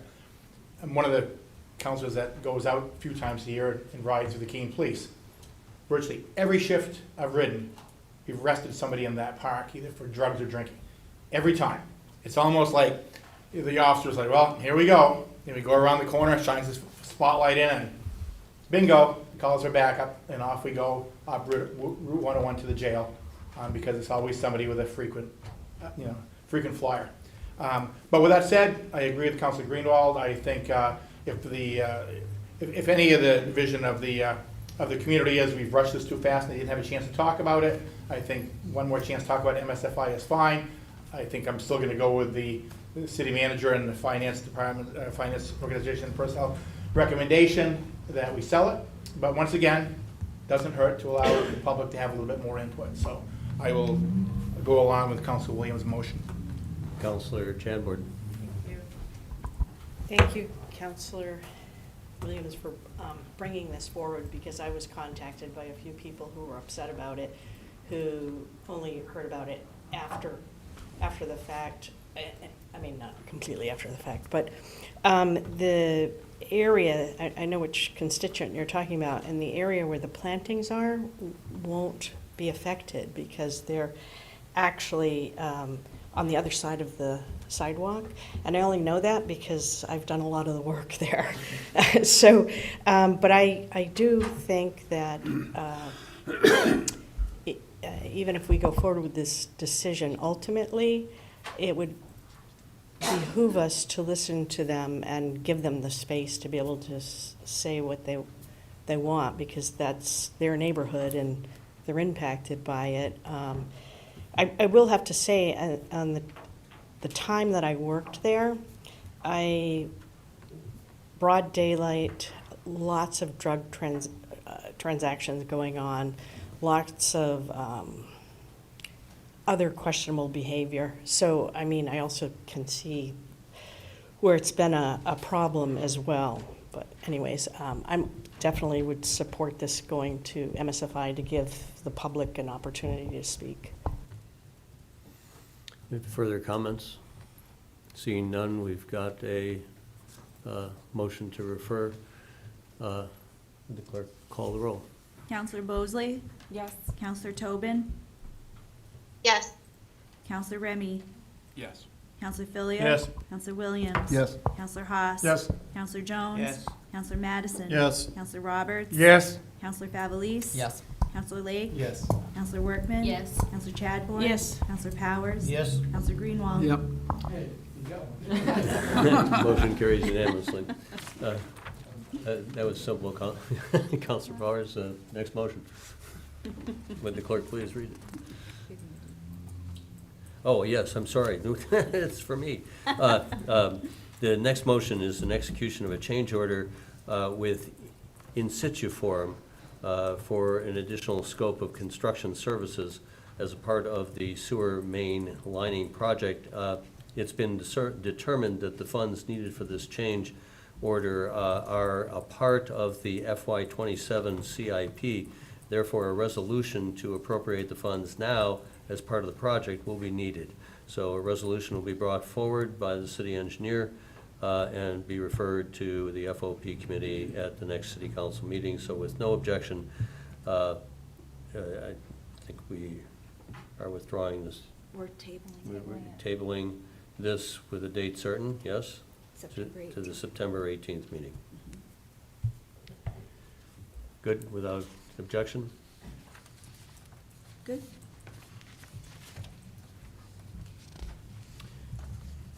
And next, we have item D3. This is the execution of an agreement for engineering services during construction with Greenman Peterson, Inc. as part of the Transportation Heritage Trail Phase 1 project. And on a vote of 4-0, the Finance, Organization, and Personnel Committee recommends that the city manager be authorized to do all things necessary to negotiate and execute an agreement with Greenman Peterson, Inc. for engineering services during construction as part of the Transportation Trail Phase 1 project for an amount not to exceed $300,000. Council Powers for a motion. Thank you, Your Honor. Move to carry out the intent of the committee report. Seconded by Council Remy. So this is the, Seconded, sorry, by Councilor Lake. Thank you, Councilor Lake. Council Powers for the committee.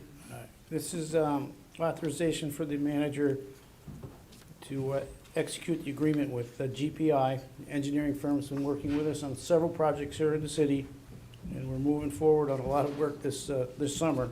We want to get it done before this weather begins to change greatly. It's the Transportation Heritage Trail Phase 1, which runs a little bit from Marlborough Street over to Bypass 101. It's a federal grant, so 80% paid by the federal government, 20% is the city's cost, and that amount of money is budgeted. Recommend that we pass this by voice vote, right? Unfortunately not. Thank you. Councilor Powers, are there any questions on this item? If we see none, thank you. Will the clerk call the roll? Counselor Bosley? Yes. Counselor Tobin? Yes. Counselor Remy? Yes. Counselor Filion? Yes. Counselor Williams? Yes. Counselor Haas? Yes. Counselor Jones? Yes. Counselor Madison? Yes. Counselor Roberts? Yes. Counselor Favelis? Yes. Counselor Lake? Yes. Counselor Workman? Yes. Counselor Chadbourne? Yes. Counselor Powers? Yes. Counselor Greenwald? Yes. Motion carries unanimously. And we have a further Finance, Organization, and Personnel Committee report. This has to do with the contract for 2026 citywide property revaluation. And on a vote of 4-0, the Finance, Organization, and Personnel Committee recommends that the city manager be authorized to do all things necessary to negotiate and execute a contract with Vision Government Solutions for the 2026 citywide property revaluation. Counselor Powers for a motion. Thank you, Your Honor. Move to carry out the intent of the committee report. Second. Seconded by Counselor Remy. Thank you, Your Honor. Counselor Powers. Consistent with state law, we're required to have a reval every 5 years. It seems like we just did that a few years back, but our next one is due in '26. So we went out to bid, or an RFP went out. There were 2 bids received, and city staff evaluated both the proposals. There's a difference in price, however, the one that was the lowest bid happened to be the most qualified, and they have done the same work for us in prior years, and they also have some experience with software systems that we are somewhat moving into the forefront and making this work a little bit faster. So we unanimously recommend that this contract be awarded. Thank you. Thank you. Counselor Jones. Just a question for staff. Are we expecting brick and mortar, or are we expecting drive-by? Are we expecting drones, or are we expecting sales in the neighborhood value? We'll take whatever we can get. But no, this contract actually is primarily drive-by, but typically during a full reval like this, we will send a letter or postcard to the owner asking to get into the property, but if we are not able to get into the property, we will do our best by exterior inspection. So it's not just drones flying by? Seeing no further questions, would the clerk call the roll? Counselor Bosley? Yes. Counselor Tobin? Yes. Counselor Remy? Yes. Counselor Filion? Yes. Counselor Williams? Yes. Counselor Haas? Yes. Counselor Jones? Yes. Counselor Madison? Yes. Counselor Roberts? Yes. Counselor Favelis? Yes. Counselor Lake? Yes. Counselor Workman? Yes. Counselor Chadbourne? Yes. Counselor Powers? Yes. Counselor Greenwald? Yes. Motion carries unanimously. Move on to D5. And this is a Finance, Organization, and Personnel Committee report relative to an amendment to the FAA AIP grant for the Airport Taxiway A reconstruction project. And on a vote of 4-0, the Finance, Organization, and Personnel Committee recommends that the city manager be authorized to do all things necessary to accept, execute, and expend grant funding for up to the amount of $3,601,668.27 from the Federal Aviation Administration Airport Improvement Program for the Taxiway Way reconstruction project. Recognize Counselor Powers for a motion. Thank you, Your Honor. Recommend we carry out the intent of the committee report. Second. Seconded by Counselor Remy. Counselor Powers. This is really a 2-part action here. The next motion will finish the project in terms of making it go forward. This is to accept the federal and state money in the amount of $3,601,000. It's 95% FAA money and some from New Hampshire DOT, which means on this project, it'll cost the city 2.5% of the entire project, and that money is in the budget. Recommend that we approve this as soon as possible. Thank you. Thank you, Counselor Powers. Any further comments, questions? Clerk call the roll. Counselor Bosley? Yes. Counselor Tobin? Yes. Counselor Remy? Yes. Counselor Filion? Yes.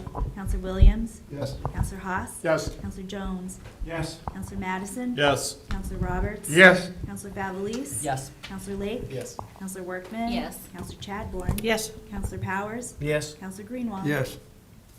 Motion carries unanimously. On to D6. And this is a Finance, Organization, and Personnel Committee report relative to a construction agreement for Taxiway A reconstruction project with Casella Construction, Inc. And on a vote of 4-0, the Finance, Organization, and Personnel Committee recommends that the city manager be authorized to do all things necessary to enter into a construction agreement with Casella Construction, Inc. for the proper airport taxiway A reconstruction project. Counselor Powers for a motion. Thank you, Your Honor. Move to carry out the intent of the committee report. Second. Counselor Remy seconds. Counselor Powers. Thank you, Your Honor. This is the second part of this project. This is the actual construction. Casella Construction has been selected. It's been reviewed by the city staff. It meets the acceptable standards of the federal government. And they will be supervised by our McFarland Johnson, who is our engineering firm of record for all our aircraft and airport activities. So this is ready to go. I hope everybody will pass it tonight. Thank you. Questions for council? Seeing none, the clerk call the roll. Counselor Bosley? Yes. Counselor Tobin? Yes. Counselor Remy? Yes. Counselor Filio? Yes. Counselor Williams? Yes. Counselor Haas? Yes. Counselor Jones? Yes. Counselor Madison? Yes. Counselor Roberts? Yes. Counselor Favelis? Yes. Counselor Lake? Yes. Counselor Workman? Yes.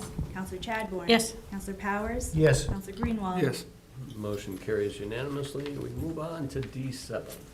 And another Finance, Organization, and Personnel Committee report relative to airport fuel tank replacement project closeout and reallocation of funds. And on a vote of 4-0, the Finance, Organization, and Personnel Committee recommends that the city manager be authorized to do all things necessary to close the fuel tank replacement project and reallocate remaining funds in the amount of $37,480.24 to the airport taxiway A reconstruction project. Counselor Powers for a motion. Thank you, Your Honor. Move to carry out the intent of the committee report. Second. Counselor Powers. Thank you, Your Honor. So the fuel tank project has gone on for a number of years, but it's an excellent project. It's completed. We've covered all of the expenses, all the bills are paid, and we have a small balance left of $37,000. And this action will move that money from the project to the taxiway project. So it will be available to pay our share on that project, and in the event there are some additional costs as we begin that construction, that will be available because it's in the budget. But it requires us to approve moving it around. Thank you. Thank you. Counselor Powers. Any questions? Seeing none, clerk call the roll. Counselor Bosley? Yes. Counselor Tobin? Is that a yes, Counselor? Counselor Tobin? Sorry, yes. Thank you. Yes. Counselor Remy? Yes. Counselor Filio? Yes. Counselor Williams? Yes. Counselor Haas? Yes. Counselor Jones? Yes. Counselor Madison? Yes. Counselor Roberts? Yes. Counselor Favelis? Yes. Counselor Lake? Yes. Counselor Workman? Yes. Counselor Chadbourne? Yes. Counselor Powers? Yes. Counselor Greenwald? Yes. Motion carries unanimously. The last committee report. Great. So Finance, Organization, and Personnel Committee report relative to use of unspent city attorney's office personnel funds. And on a vote of 4-0, the Finance, Organization, and Personnel Committee recommends that the city attorney be authorized to carry over and use $60,000 of unspent monies from the fiscal year 2025 city attorney personnel budget for legal services. Counselor Powers for a motion. Thank you, Your Honor. Move to carry out the intent of the committee report. Second. Seconded by Counselor Remy. Counselor Powers. Thank you, Your Honor. This request comes from the city attorney, and there is a need for additional help based on the number of cases and the work that's being done by the one person in the city attorney's office right now. Are seeking to find another assistant to take the place that was created when Amanda was promoted, but it's not moving on as fast as we'd like, and time moves on here in terms of work. So the money's available in the budget. This is not new money, but we have to approve moving it around like this. So it's been unanimously approved by FOP, and hope the council will do the same. Thank you. Any questions from councilors? Seeing none, will the clerk call the roll. Counselor Bosley? Yes. Counselor Tobin? Yes. Counselor Remy? Yes. Counselor Filio? Yes. Counselor Williams? Yes. Counselor Haas? Yes. Counselor Jones? Yes. Counselor Madison? Yes. Counselor Roberts? Yes. Counselor Favelis? Yes. Counselor Lake? Yes. Counselor Workman? Yes. Counselor Chadbourne? Yes. Counselor Powers? Yes. Counselor Greenwald? Yes. Motion carries unanimously. I'm going to ask for a 5-minute break. It's 9:10 now, so 9:15.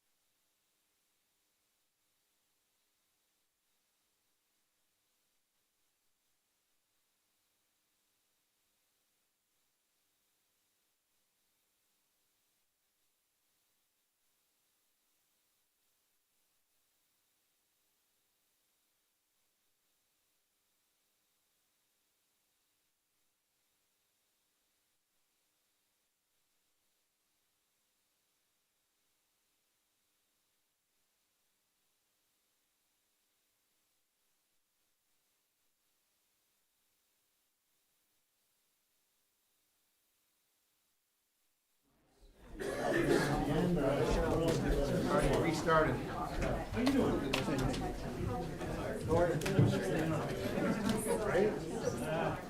We'll reset now. Can you turn on your microphone, please? We'll begin with the city manager's report and turn it over. Great, thank you. So I have, if you haven't seen this already, we have exciting news. We had a promotion. We promoted Lori Planky to the position of Revenue Director, so you'll see her downstairs now instead of upstairs in the Finance Department. Lori has been with the city since September of 2008 and has consistently demonstrated exceptional skill, professionalism, and dedication. In her finance department role, she streamlined the general billing and accounts receivable process, generating more than 5,500 invoices last fiscal year, totaling just over $9 million. And I can tell you from experience, she was great at collecting the money as well as invoicing the money. Like, she was right on it. And so those sorts of skills are going to transfer over really well in the revenue office. Lori also serves as a liaison between the city and our ambulance service collection agency, CompStar, and in fiscal '24, she achieved an impressive 96% collection rate, reflecting her strong management abilities and attention to detail. She's highly organized, detail-oriented, and very talented, and that is a skill set that will serve her well in her new role as Revenue Director. I also want to take just a minute to recognize the Keene Police Department and Captain Steve Tenney for the leadership and professionalism they demonstrated during a very difficult situation last Tuesday afternoon and evening. With Captain Stewart away on vacation, with Chief Stewart away on vacation, Captain Tenney stepped into a challenging role as the incident commander. And as you know, an individual barricaded himself in a vehicle in the TD Bank parking lot, and after a prolonged period of time, the situation ended tragically with the individual's death. Our team of negotiators is to be commended for their tireless efforts regardless of the outcome. They took turns for many hours trying to negotiate a better resolution. While the result is heartbreaking, I am immensely proud of the way our officers managed this incident. Their calm and disciplined approach kept the community safe and reflected the highest standards of our department. Unfortunately, though, some members of the public gathered as spectators, which created additional challenges for our officers. These situations are not entertainment. They are dangerous and complex, and they require sensitivity, professionalism, and respect for all involved. I'm grateful for the dedication and professionalism of the Keene Police Department, and I extend my appreciation to all of them that served that day, and for the assistance from the state police as well. And something a little lighter, the community night event was absolutely fabulous. This year was a tremendous success, drawing a large crowd and plenty of enthusiasm. Public Works cooked up 424 hot dogs and 432 hamburgers. It was so popular, we ran out of food twice, so we had to send people to get more food. The Keene Fire Department also handed out more than 1,500 items throughout the evening. A special thanks again to C&S Wholesale Grocers for their generous donation of $500, which helped make this event possible. And this year, the city departments really got creative.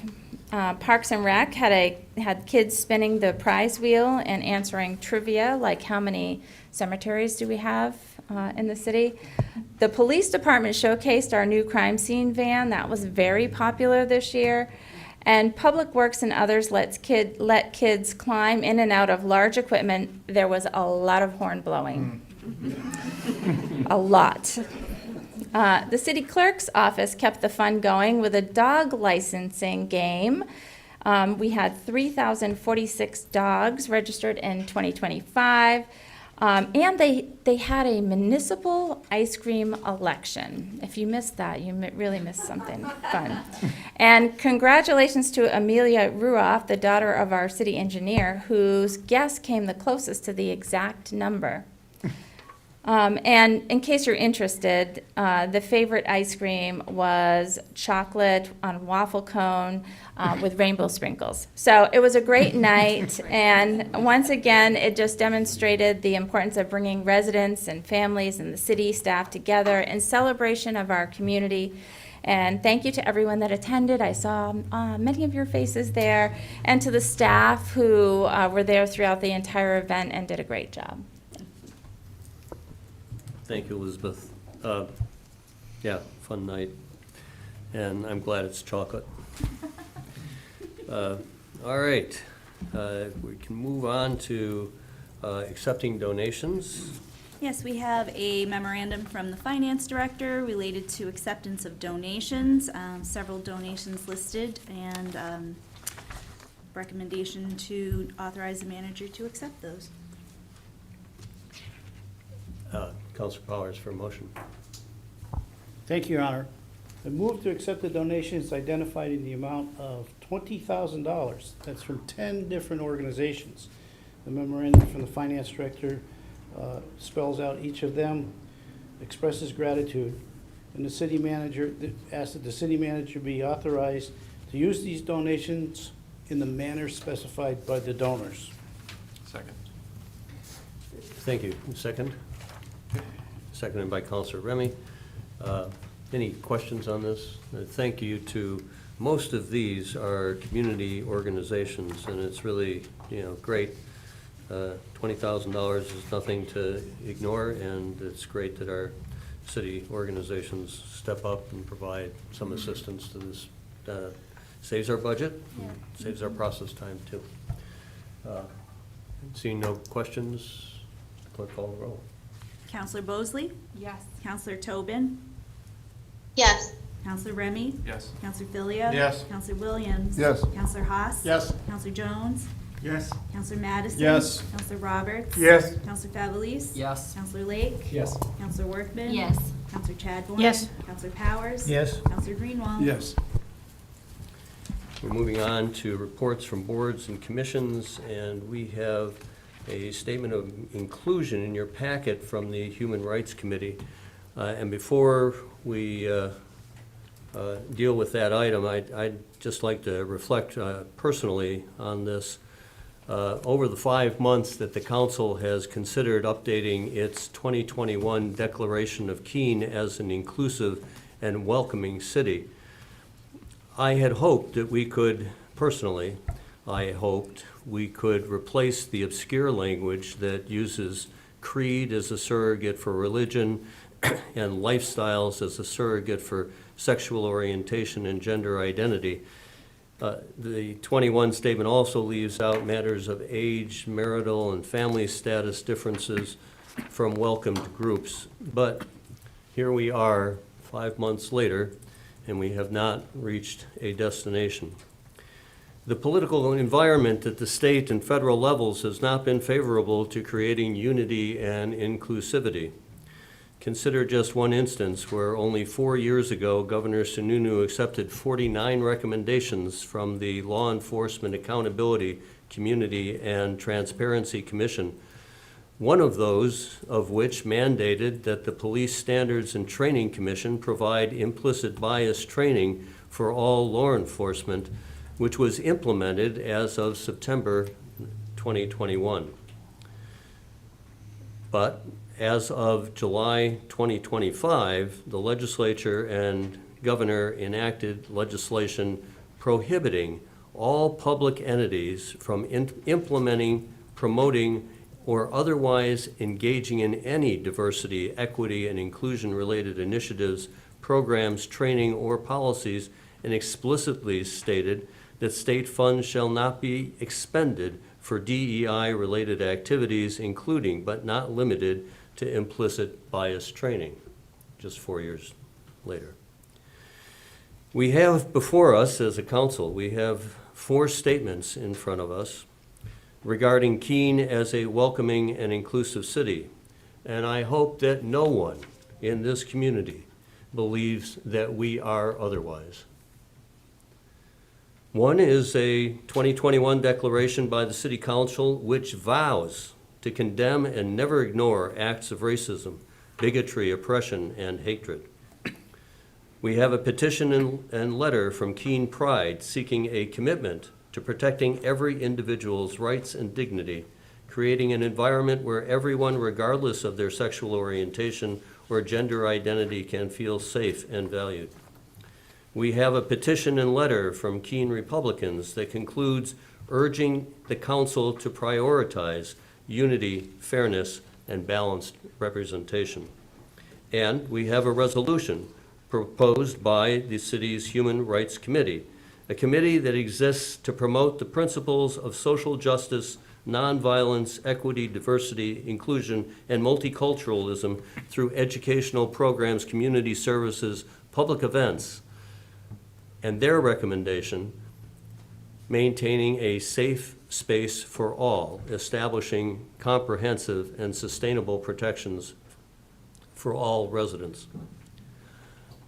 Personally, I believe we can do all of these things. And I believe that Keene will continue to work to be the city that welcomes inclusivity, promotes unity, and condemns acts of racism, bigotry, and prejudice. Over the 5 months that the council has considered these 4 proposals, we have probably promoted more division than unity. And that was never the intent. The options we have before us is to accept the resolution from the Human Rights Committee as informational.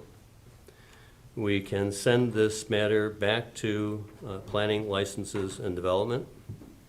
We could set a council workshop on this matter.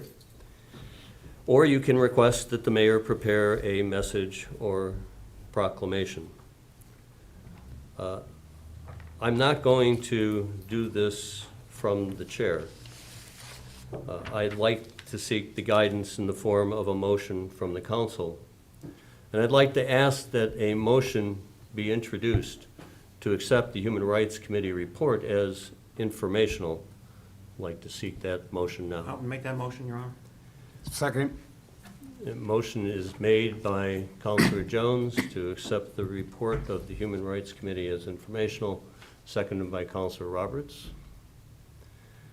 And I'd like to recognize at this point Councilor Workman.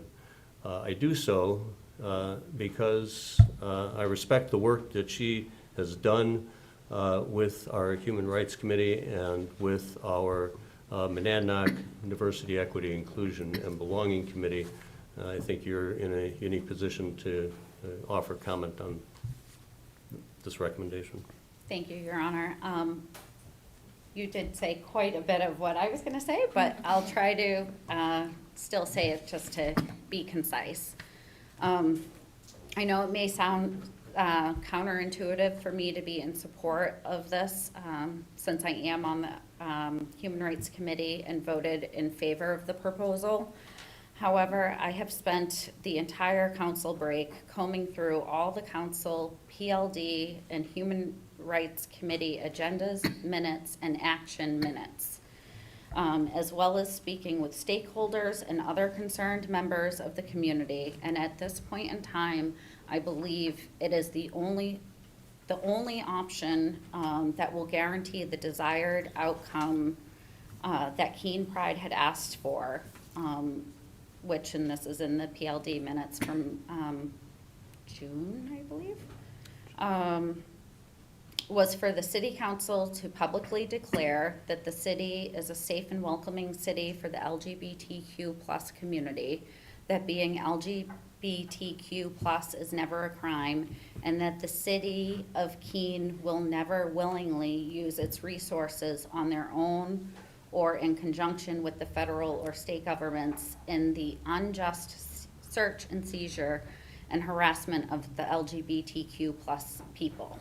I myself added the word willingly, as the city has to abide by federal and state laws, but we can choose not to sign on to optional initiatives such as the 287G program, for example. I'm in favor of a proclamation that I believe that will be the only option we have at this current time that will meet that desired outcome that Keene Pride has stated they want. We started this process in March. It's now August, and we are further away from both Resolve and Keene Pride's request. Well, I noted after this month's Human Rights Committee meeting that I anticipated this going back to PLD for further public comment. The more I realize that's not in the best interest of our community. We have allowed for public comments at 2 PLD meetings and at Human Rights Committee. Some of the comments have been incredibly hard to hear as an ally. I can only imagine how it felt for the folks within the queer community. It is clear there's room for growth both within our city and within our community. Within our city, like City Hall. But holding another meeting just for the sake of additional public comment will do nothing but cause further harm to our community. I truly am concerned that if we continue with this approach, we will be putting the LGBTQ+ community at an even higher risk of potential physical and emotional harm. As a city, we should be looking to unite our community, not create a greater divide. And unfortunately, that's exactly what has happened. A reoccurring theme throughout the conversations was that people want to see action from the city, not just hollow words. The current Human Rights Committee proposal and other options in front of us doesn't address this concern. The only silver lining to the work done up to this point are the insights that we have gained. We know there are people in the community that don't feel as though they are welcomed or safe. That is not okay. However, creating a sense of belonging is a community issue that only the community can solve. Municipal meetings are not the proper platform or space for the type of healing and growth that needs to take place. We have a cultural problem, and no matter how many declarations, resolutions, proclamations we create that condemn acts of hate, the city government will not change people's deeply held beliefs. The community does hold the power to create that cultural change the community is looking for, though. The community would be best served if this topic is addressed through community organizations familiar with and/or that specialize in restorative justice practices, have a trauma-informed perspective, and professionals who have the skills necessary to facilitate and mediate such a discussion. Please understand, I didn't arrive at this decision easily. I've personally am committed to seeing this cultural change and will do what I can to ensure we continue to grow together as a community. We now have been given a blueprint for someone to bring forward an action and policy-based proposal using the information gathered through this process, doing the proper outreach in advance, and having a clear and concise ask prior to submitting a communication, which will make the process a bit more seamless and hopefully result in a faster and positive outcome. Again, this is not the end of the conversation as a whole, just the end of this particular conversation, which has been nothing but divisive and harmful to our community. We owe it to our community to take a step back and assess what the objective is and move forward with clear intent and a path that will lead to the desired outcome. All other proposed options do not do that. While this may seem like we are shutting down the conversation, it is quite the opposite. It's just that in order to move forward with a new conversation and process, one one that is action and policy-based. The current conversation and processes, which have become so convoluted and volatile, must close, and we must allow for our community to catch its breath, take a step back, and reflect. It is by no means the end of the book, though.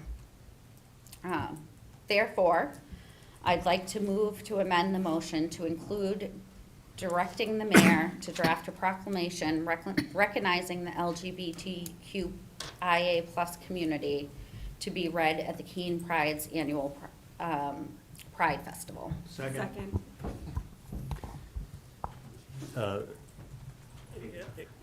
Can I ask if the maker of the motion would accept that amendment, or are we going to vote on the amendment? It's an amendment, Your Honor, yes. Yeah, you have a second, so now they can discuss or vote, or whatever. Okay, we will, you have the amendment to the motion. I think as I understand it, it would amend the motion, move the city council gratefully accept the communications from the Human Rights Committee report as informational, and direct the mayor to draft a proclamation recognizing LGBTQIA+ community to be read at the Keene Pride Annual Pride Festival. It's been made, the amendment made by Councilor Workman, and it was seconded by Councilor Bosley. Yes. And any discussion on the amendment? Seeing none, I'll ask for a roll call on the amendment, the amended motion. On the amendment, the amended motion. Amendment to the motion. To amend the motion. Just the amendment. To amend the motion. Just the Thank you. Counselor Bosley? Yes. Counselor Tobin? Yes. Counselor Remy? Yes. Counselor Filio? Yes. Counselor Williams? Yes. Counselor Haas? Yes. Counselor Jones? Yes. Counselor Madison? Yes.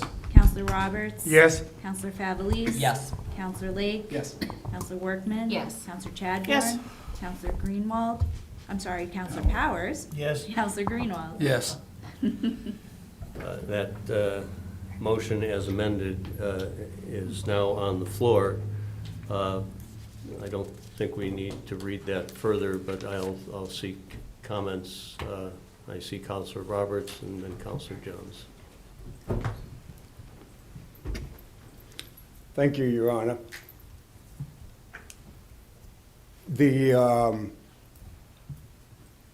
One of the things that I found really disgusting and embarrassing as someone who represents the city, going back to when we had the public hearings concerning bringing it down from 5 acres to 2 acres, I heard some real racial discrimination, some economic discrimination. And then when I was reading the letters, both supporting and going against, and some from the people that were well respected in the community, I was aghast that some of these people would put some of the things in those letters, realizing that became part of a permanent record.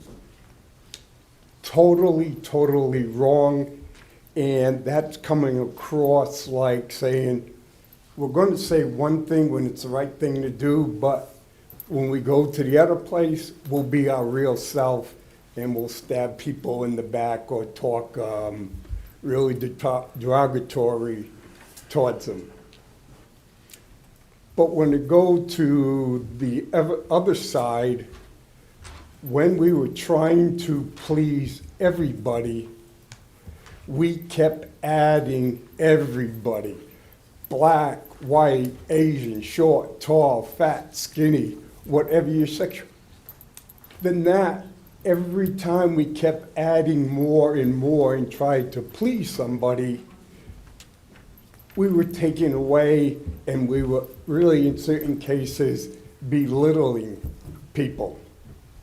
And so, yes, that's why it's extremely important as you, as the mayor, you go out and you talk about our city as about everybody being an inclusive city. And people should be smart enough to know what inclusive means without breaking it down to a 5-year-old.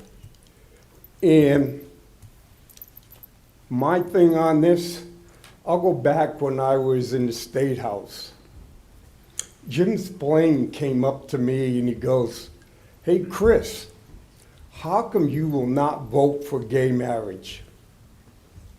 I said, because when you make someone a special class, you're telling them they're not good enough. They need the protection of government to make them good enough.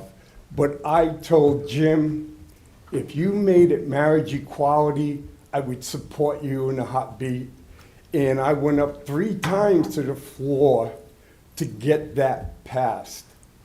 So we have to be really careful that, quote unquote, in our attempt to protect somebody, we don't come across saying you need our protection because you are not as good as me. Thank you, Counselor. Counselor Jones? Thank you, Your Honor. I know we've been working on this for a long time. Both you and I have attended meetings with Keene Pride as well as the Human Rights Committee. And there's a lot of opinions going around. There's a lot of work that went into this. I just want to say, I think tonight's motion is the best motion, and it gives the most respect to the Human Rights Committee. Right now, they own this document. And what we're doing is, by accepting it, we're saying, yes, we want it. It's going to go into the minutes as part of the permanent public record, so it'll always be there. If we workshop it or send it to PLD, they no longer own it. Now it belongs to the City Council, and we can reword it any way we want. I think out of respect for the Human Rights Committee, we should keep the document that they worked hard on and put together, and this way it does become part of the permanent record. Thank you. Counselor Boslin? Thank you, Your Honor. So I just wanted to say that I support this motion wholly, and Kat's description of, Councilor Workman's description of the experience that we've had and the direction that this needs to go, I think is the right one. But as chair of PLD, I want to acknowledge the members of our community that came forward and testified in those meetings. It was very powerful testimony, and it was not in a comfortable situation. It's probably one of the more difficult things that I've had the opportunity to chair in my time at City Council, and I've chaired a lot of difficult meetings. And I think you all would recognize that. Because there's so much emotion involved, and, and on both sides of that conversation. So I just want to say thank you to the members of public that came, and that this is in no way us dismissing any of that this is just the first step in a process that we think will better suit the conversation. Thank you. Counselor Williams? I'm really not in favor of accepting this as informational. I think it should go to PLD. I feel like by getting off track with the process that we laid out ahead of time, we're giving a heckler's veto to the haters, and I don't want to do that, so I'll be voting against this. Understood. Counselor Tobin?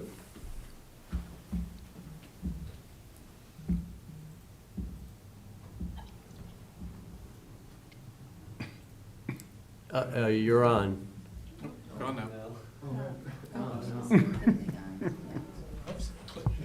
Oh, no. Poor, I'll, Just swapping out the AirPods, it cuts off your mic too. it cut off her mic, yeah, the buds. See if we can, Fesa can reconnect her. I wanted to offer Counselor Workman my thank you for expressing what I think, and I hope I'm speaking for council members, a message that we all recognize we are at this place, and much of the challenge that you foresee in continuing to talk about these issues in our community is important. And there are probably groups that can lead that, and I appreciate that we will continue to try to foster those kinds of conversations that are direct and not obscured with competing motions, but in fact direct communications among people. Councilor Tobin. Sorry, can you hear me okay now? Got it. Okay. I guess I just wanted to say that I know that a few people have mentioned that this kind of has been creating more division in the community. And I think that, this brought out, it was difficult to hear a lot of what people were saying, honestly, on both sides. I hated hearing that people were frightened for their safety, and I hated hearing some of the feelings that other people had. And I do think that a lot of times, I think that this is where the conversation starts. I think there was honestly a lot of great conversation. I think that hearing what people shared,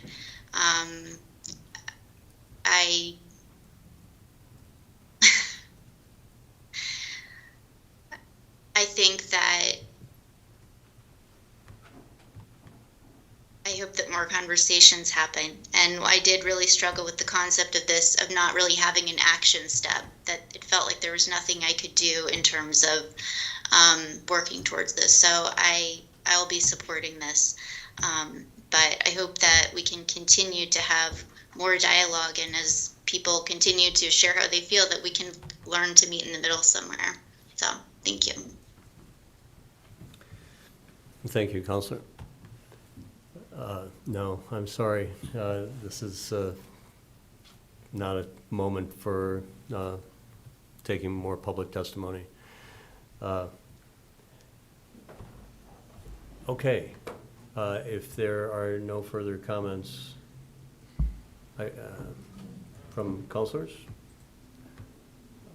we have a motion on the floor, and I'll just read that one last time. Motion as amended, move that the City Council gratefully accept the communication from the Human Rights Committee report as informational and direct the mayor to draft a proclamation recognizing the LGBTQIA+ community to be read at Keene Pride's annual Pride Festival. Would the clerk please call the roll? Counselor Bosley? Yes. Counselor Tobin? Yes. Counselor Remy? Yes. Counselor Filio? Yes. Counselor Williams? No. Counselor Haas? Yes. Counselor Jones? Yes. Counselor Madison? Yes. Counselor Roberts? Yes. Counselor Favelis? Yes. Counselor Lake? Yes. Counselor Workman? Yes. Counselor Chadbourne? Yes. Counselor Powers? Yes. Counselor Greenwald? Yes. Motion carries 14-1.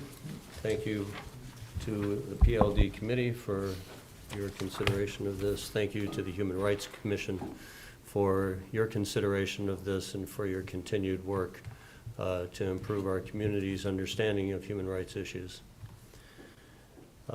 Okay, we are moving on to, we have no more time reports tonight. We are, I'm sorry, we have a resignation of a committee, and I'd like to recognize Councilor Greenwald for a motion. Yes, would you like me to read it? Yes, please read the motion. We have a resignation that came in through Megan Fortson, City Planner, and it is for Kenneth Swimmer Jr., who is resigning from the Energy and Climate Committee. Councilor Greenwald for a motion. Mic is on. Move to accept the resignation and express gratitude for service. Second. Seconded by Councilor Bosley. Any discussion? Seeing none, would the clerk please call the roll? Counselor Bosley? Yes. Counselor Tobin?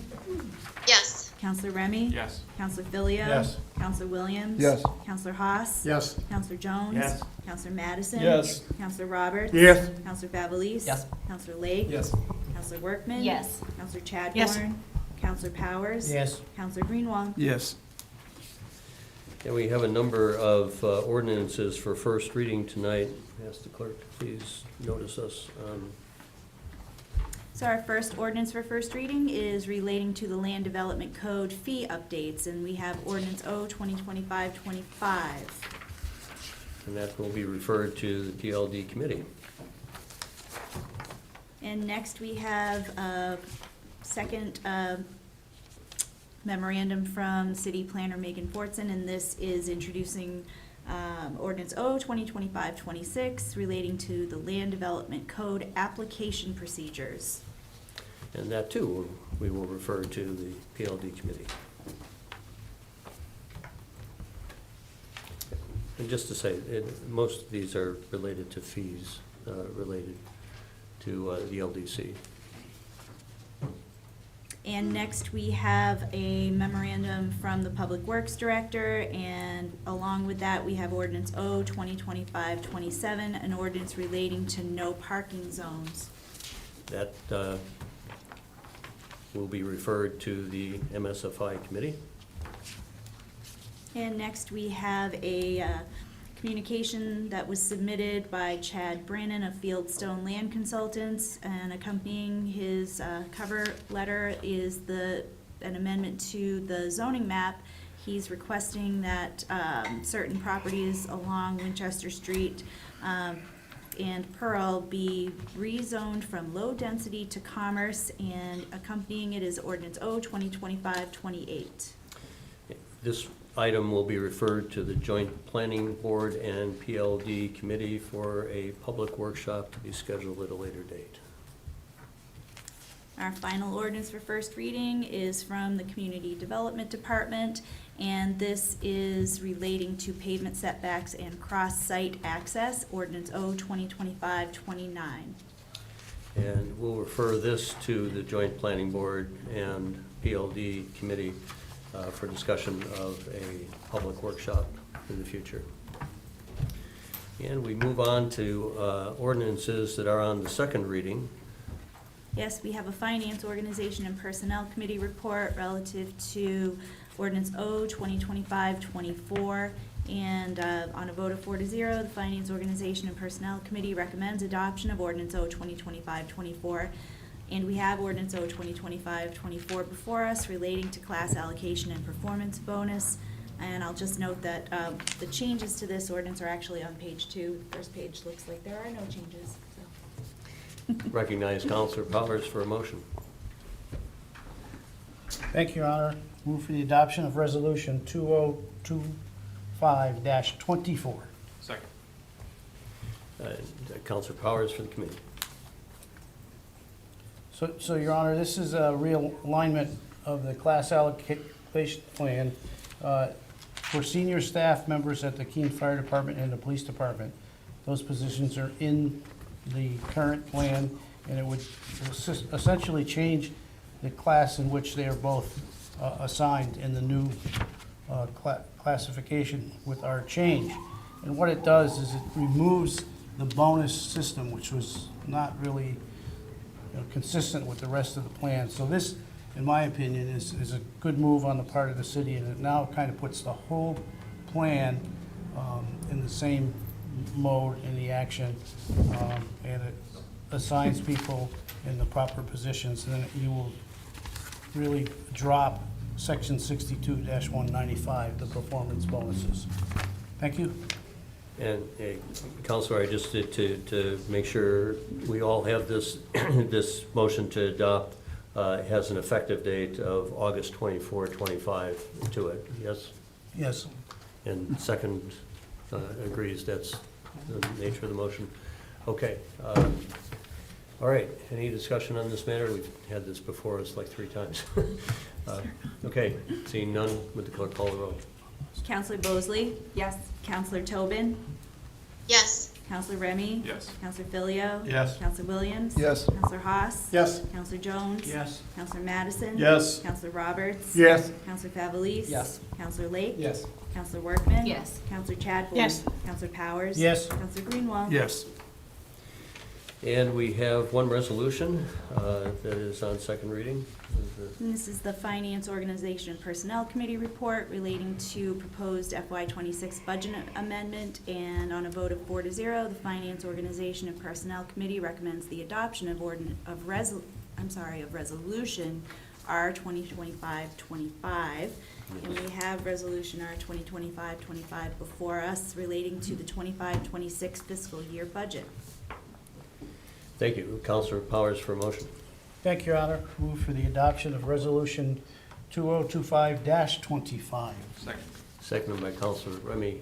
Counselor Powers? Thank you, Your Honor.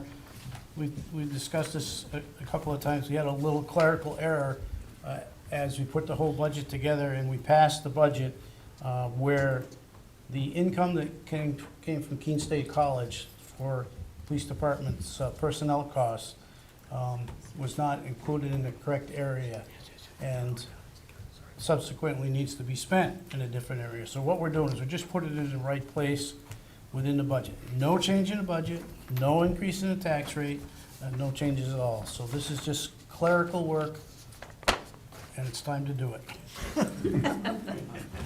Again, something that's been with us for a couple of months. Okay, any questions? Counselor Haas? Thank you, Your Honor. Will that change appear in the budget that's presented on the city website?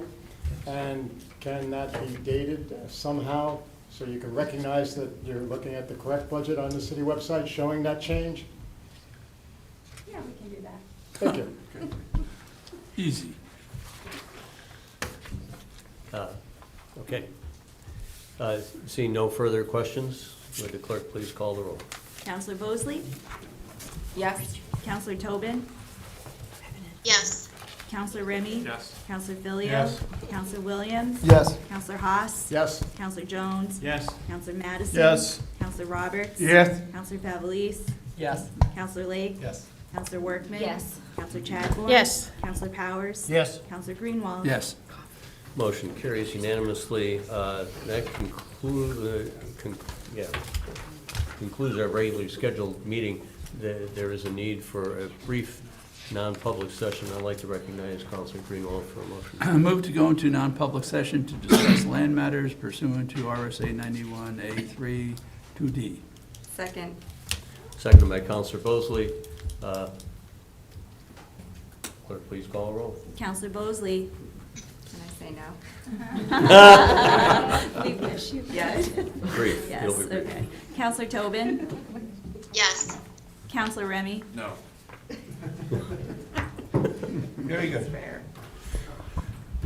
Counselor Filio? Yes. Counselor Williams? Yes. Counselor Haas? Yes. Counselor Jones? Yes, I guess so. Counselor Madison?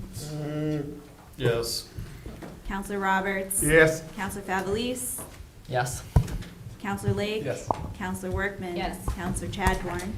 What if we all said no? We could do it the next meeting. Okay. Counselor Powers? Yes, but I'm not staying, sorry. Counselor Greenwald? Yes. The motion carries. I don't know by what vote, but motion Good night. carries. We're now 14 in to 1. 14 to 1. Thank you. And we're now in non-public session. Thank you.